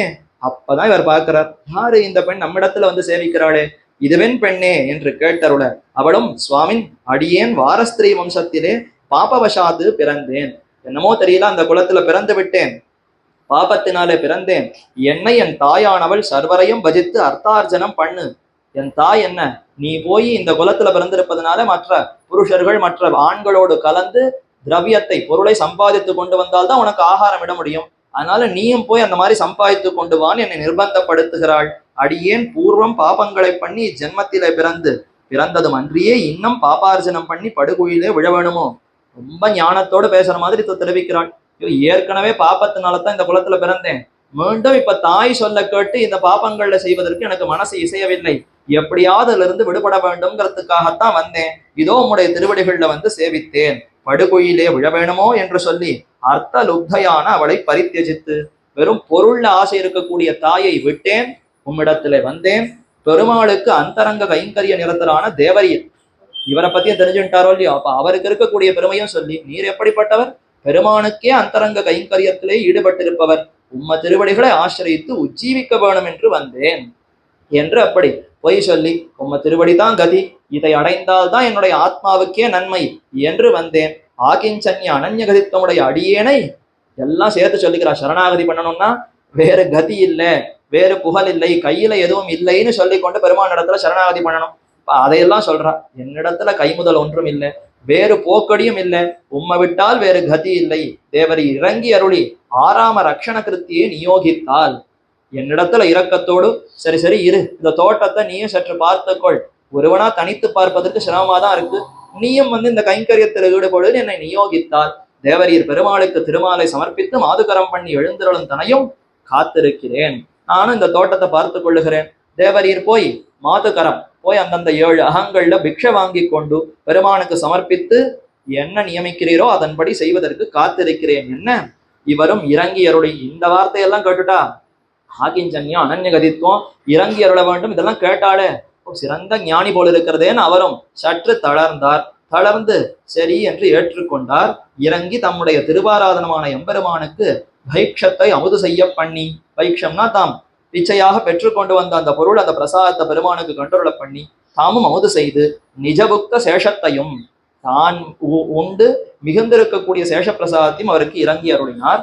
பின்பு அவளும் திருநந்தவனத்திலே திருத்துழாய் முதலான பூஞ்செடிகளுக்கு குழி கட்டி சோதித்து கொத்தி திருமஞ்சனம் பரிமாறிக்கொண்டு இப்படியே 6 மாசம் அணிவர்த்தித்திருந்தாள். 6 மாசம் இதே மாதிரி அவள் தொடர்ந்து கைங்கரியம் செய்தாளாம். நந்தவனத்துல திருத்துழாய் முதலான செடிகளுக்கு குழி கட்டி அதை சுத்தி பள்ளம் வெட்டி சோதித்து நன்னா செடிகளெல்லாம் எப்படி பார்க்கணுமோ அதே மாதிரி அந்த அன்போடு எல்லாம் பார்த்து கொண்டிருந்தாள், அனுவர்த்தித்து இருந்தாள். பின்னையும் குழி கட்டி சோதித்து திருமஞ்சனம் பரிமாறி கொண்டிருக்க செய்தே தடதடான்னு மழை பெய்யும், இடி இடிக்கும்னு சொன்னோமே அதெல்லாம் கொடுத்து வருஷா காலம் ஆனவாறே ஒரு நாள் பெரு வருஷம் வருஷிக்க தடால்னு ஓஹோன்னு மழை பெய்ய ஆரம்பித்தது. விப்ரநாராயணரும் பர்ணசாலையில் பிரவேசித்து இருக்க மழை வந்துடுத்துன்னு இவர் உள்ள போயிட்டார். அந்த மாதிரி அந்த பெண்ணும் உள்ளதானே போயிருக்கணும். ஆனால் அவள் வெளியிலேயே நின்றாளாம். அவளும் அப்பாலே இருந்து நனையா நிற்க கண்டு வெளியில மழையில நினைந்து கொண்டிருக்கிறாள். ஏன்னா அப்படி நினைந்து இவர் வாயால உள்ளவான்னு கூப்பிடணுமா, அதற்காக அவள் வெளியில நினைந்து கொண்டிருக்க உள்ளே வா என்று அழைக்க, இவரும் பாவம் எதற்குமா மழை நினைகிறாய், உள்ளே வா என்று அழைக்க அவளும் உள்ளே புகுந்த வளவிலே ஈரப்புடவையுடனே இருக்கிறதை கண்டு ஈர வஸ்திரத்தோடு அவளும் நிற்கிறாள். தம்முடைய உத்தரியத்தை பிரசாதிக்க ஈரத்தெல்லாம் போக்கிக்கோ தொடச்சுக்கோன்னு தன்னுடைய உத்தரியத்தை கொடுத்திருக்கிறார். அவளும் தரித்து கொண்டு அவரை பார்த்து திருவடிகளை பிடிக்கிறேன், உம்முடைய திருவடிகள் ரொம்ப நொந்திருக்குமே, அதை சற்று வருடி விடுகிறேன் பிடிக்கிறேன் என்று சொல்ல இவரும் அனுகூலிக்க அவளும் திருவடிகளை பிடியா நிற்க செய்தேன். அங்கார சதிருஷி நாரி கிருதகும்ப சமக புமான் என்கிறபடியே நெருப்பை சேர்ந்த நெய்யை போலே இவர் மனம் உருகச் செய்தேன்.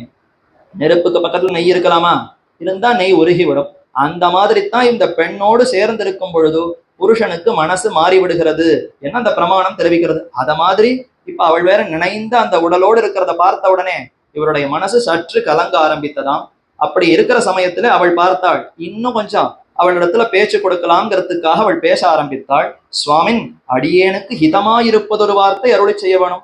இது இந்த சமயத்திலயா எனக்கு ரொம்ப ஹிதமானது நன்மை எதுவோ அதை இறங்கி அருள வேண்டும்னு அந்த சமயத்துல தான் அவர் உள்ள எதை நாடுமோ அந்த விஷயத்தை சொன்னால்தான் அவர் கரைவார் என்பதற்காக அதே வார்த்தை இவளும் விண்ணப்பிக்க என்று மந்தஸ்மிதம் செய்து சொல்றச்ச எனக்கு எது நன்மையோ அதை செய்ய வேண்டும்னு சொல்றா.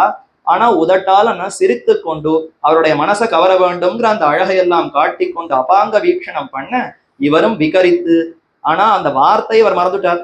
அவருடைய உருவம் அழக பார்த்து இவரும் சற்று மயங்கி அவளும் தன்யனானேன் என்று இவரை காடாலிங்கனம் பண்ணி கொண்டு அப்படி எது நன்மையை செய்ய வேண்டும்னு கேட்ட உடனே இவர் அவருடைய முகத்தை பார்த்து சற்று மயங்கி அணைத்து கொண்டாராம். ஒரு காலம் காந்தா விஷய அனபிக்கரான இவரை, அதுக்கு முன்னாடி இந்த மாதிரி ஒண்ணு நடந்ததே கிடையாது இவருடைய வாழ்க்கையில. எந்த இடத்துலயும் இவர் விருப்பப்பட்டதே இல்லை, தாழ்ந்த விஷயம் எதிலையுமே ஈடுபடாதவர். இன்று ஏதோ இப்படி ஒன்று ஏற்பட்டது, அது வரைக்கும் அறியாதவர். இதே போலதான் ராமனை பத்தி தெரிவிப்பார்கள். சக்கரவர்த்தி திருமகன் வசிஷ்டருடைய அந்த பாடசாலையில படித்தவன் எப்படி இருந்தான்னா ஒன்னும் தெரியாதுன்னா அவருக்கு வில்வித்தை யாகம் இந்த ஞானம் உபனிஷத்துக்கள் என்ன சாஸ்திரமோ இது மட்டும்தான் தெரியுமா. ஆனா சீதைய திருக்கல்யாணம் பண்ணி கொண்ட பிற்பாடு சீதையை என்ன தெரிவிக்கிறாள் தெரியுமோ, இவருக்கு காமசாஸ்திரத்தை தவிர வேற எதுவுமே தெரியாது போல இருக்கேன். வசிஷ்டர் குருகுலத்துல வேற ஏதாவது படித்தாரா இல்லையாங்கிற அளவுக்கு நம்ம இடத்துல இப்படி ஈடுபடுகிறாரேன்னு சீதை தெரிவித்தாள்.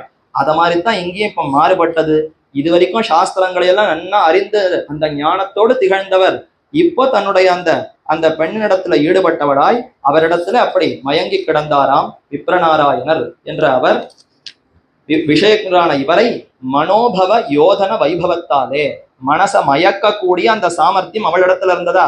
ஸ்வவிஷயே மக்ன மனா வாக்கினாள்.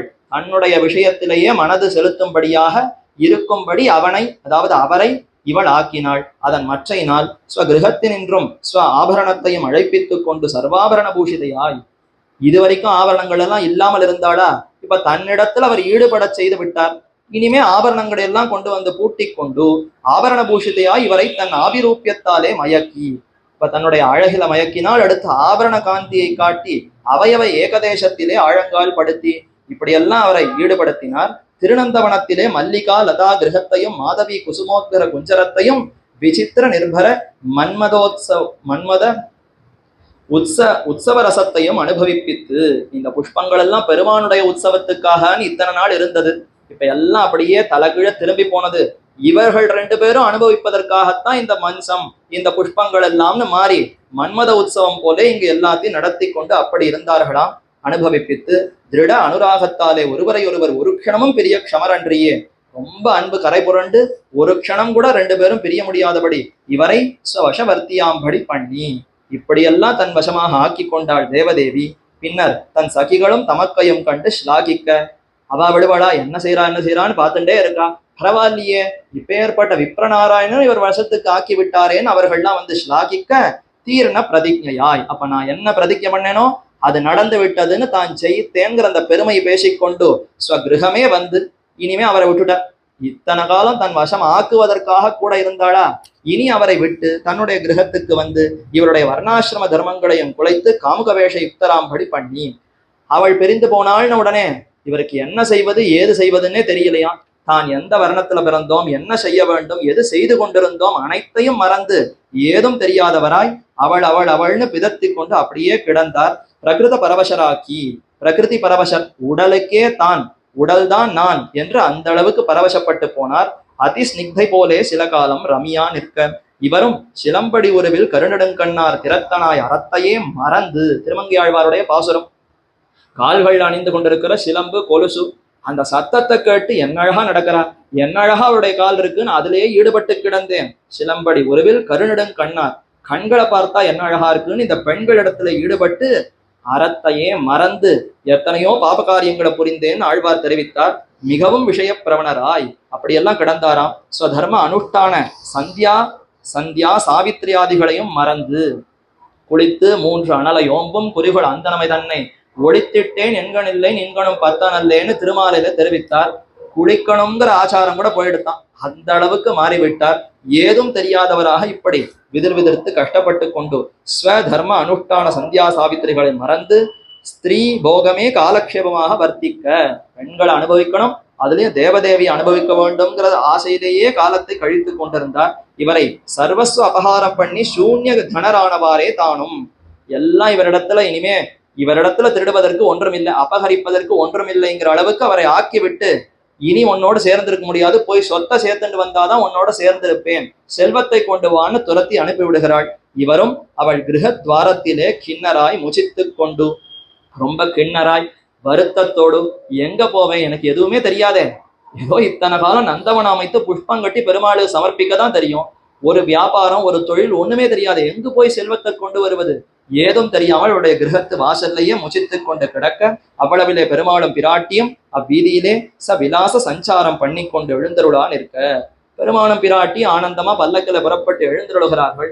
ஒன்னும் தெரியாத மாதிரி 2 பேரும் எழுந்தருளி 2 பேரும் பேசிக்கிறாளாம். என்ன இது, அவ்வளவிலே பிராட்டி இவரை கண்டு மந்தஹாசம் பண்ணி வாழ்வார பாக்குறார், இந்த மாதிரி கிடக்கிறாரே, இத்தனை காலம் விப்ரநாராயணர் எப்படி இருந்தார், இப்போ இப்படி மாறிவிட்டாரேன்னு பிராட்டி வேஷ்யா கிரகத்வாரத்திலே முச்சித்து கொண்டு கிடக்கிறாரோ என்று பிராட்டி கேட்க, பெருமாளும் நமக்கு பூமாலை தரும் விப்ரநாராயணன் வேஷ்யாசக்தனாய் அவளாலே அர்த்தலோபத்தாலே நிராகிருதனாய் துக்கிதனாய் தத்வாரி முச்சித்து கொண்டு கிடக்கிறான், என்ன செய்யறது, நமக்கு புஷ்பமாலையை சமர்ப்பித்துக் கொண்டுதான் இருந்தார், ஆனாலும் என்னமோ தெரியல இந்த மாதிரி அந்த வேஷ்யாஸ்திரியின் இடத்துல ஈடுபட்டவராய் இப்படி கிடக்கிறார் என்று அருளி செய்ய, இப்ப பிராட்டி பிரார்த்திக்கிறாள், நமக்கு அந்தரங்கரானவர் இங்கனே விஷயாசக்தர் ஆனாலும் விஸ்வமோகன ஹேத்துவான தேவரீர் மாயைக்கு விஷயமாக்கலாமோ, என்னதான் அவர் விஷயத்துக்கு ஆட்பட்டு இருந்தாலும் இந்த அளவுக்கு ஆக்கியிருக்க வேண்டாம்னா, உம்முடைய மாயையில இப்படியெல்லாம் நீர் செய்யலாமோ? இங்கனே விஷயாசக்தர் ஆனாலும் ஏதோ கொஞ்சம் நஞ்சம் விஷயத்துல விருப்பம் இருந்தாலும் கொஞ்ச தூரம் அப்படி விட்டுட்டு திரும்பி பிடித்து கொண்டு விட வேண்டும். நீர் என்னடான்னா எதையுமே தெரியாமல் மறந்து போய் இப்படி கிடக்கும்படியாக கைவிட்டு விட்டீரே, இப்படி செய்யலாமோ?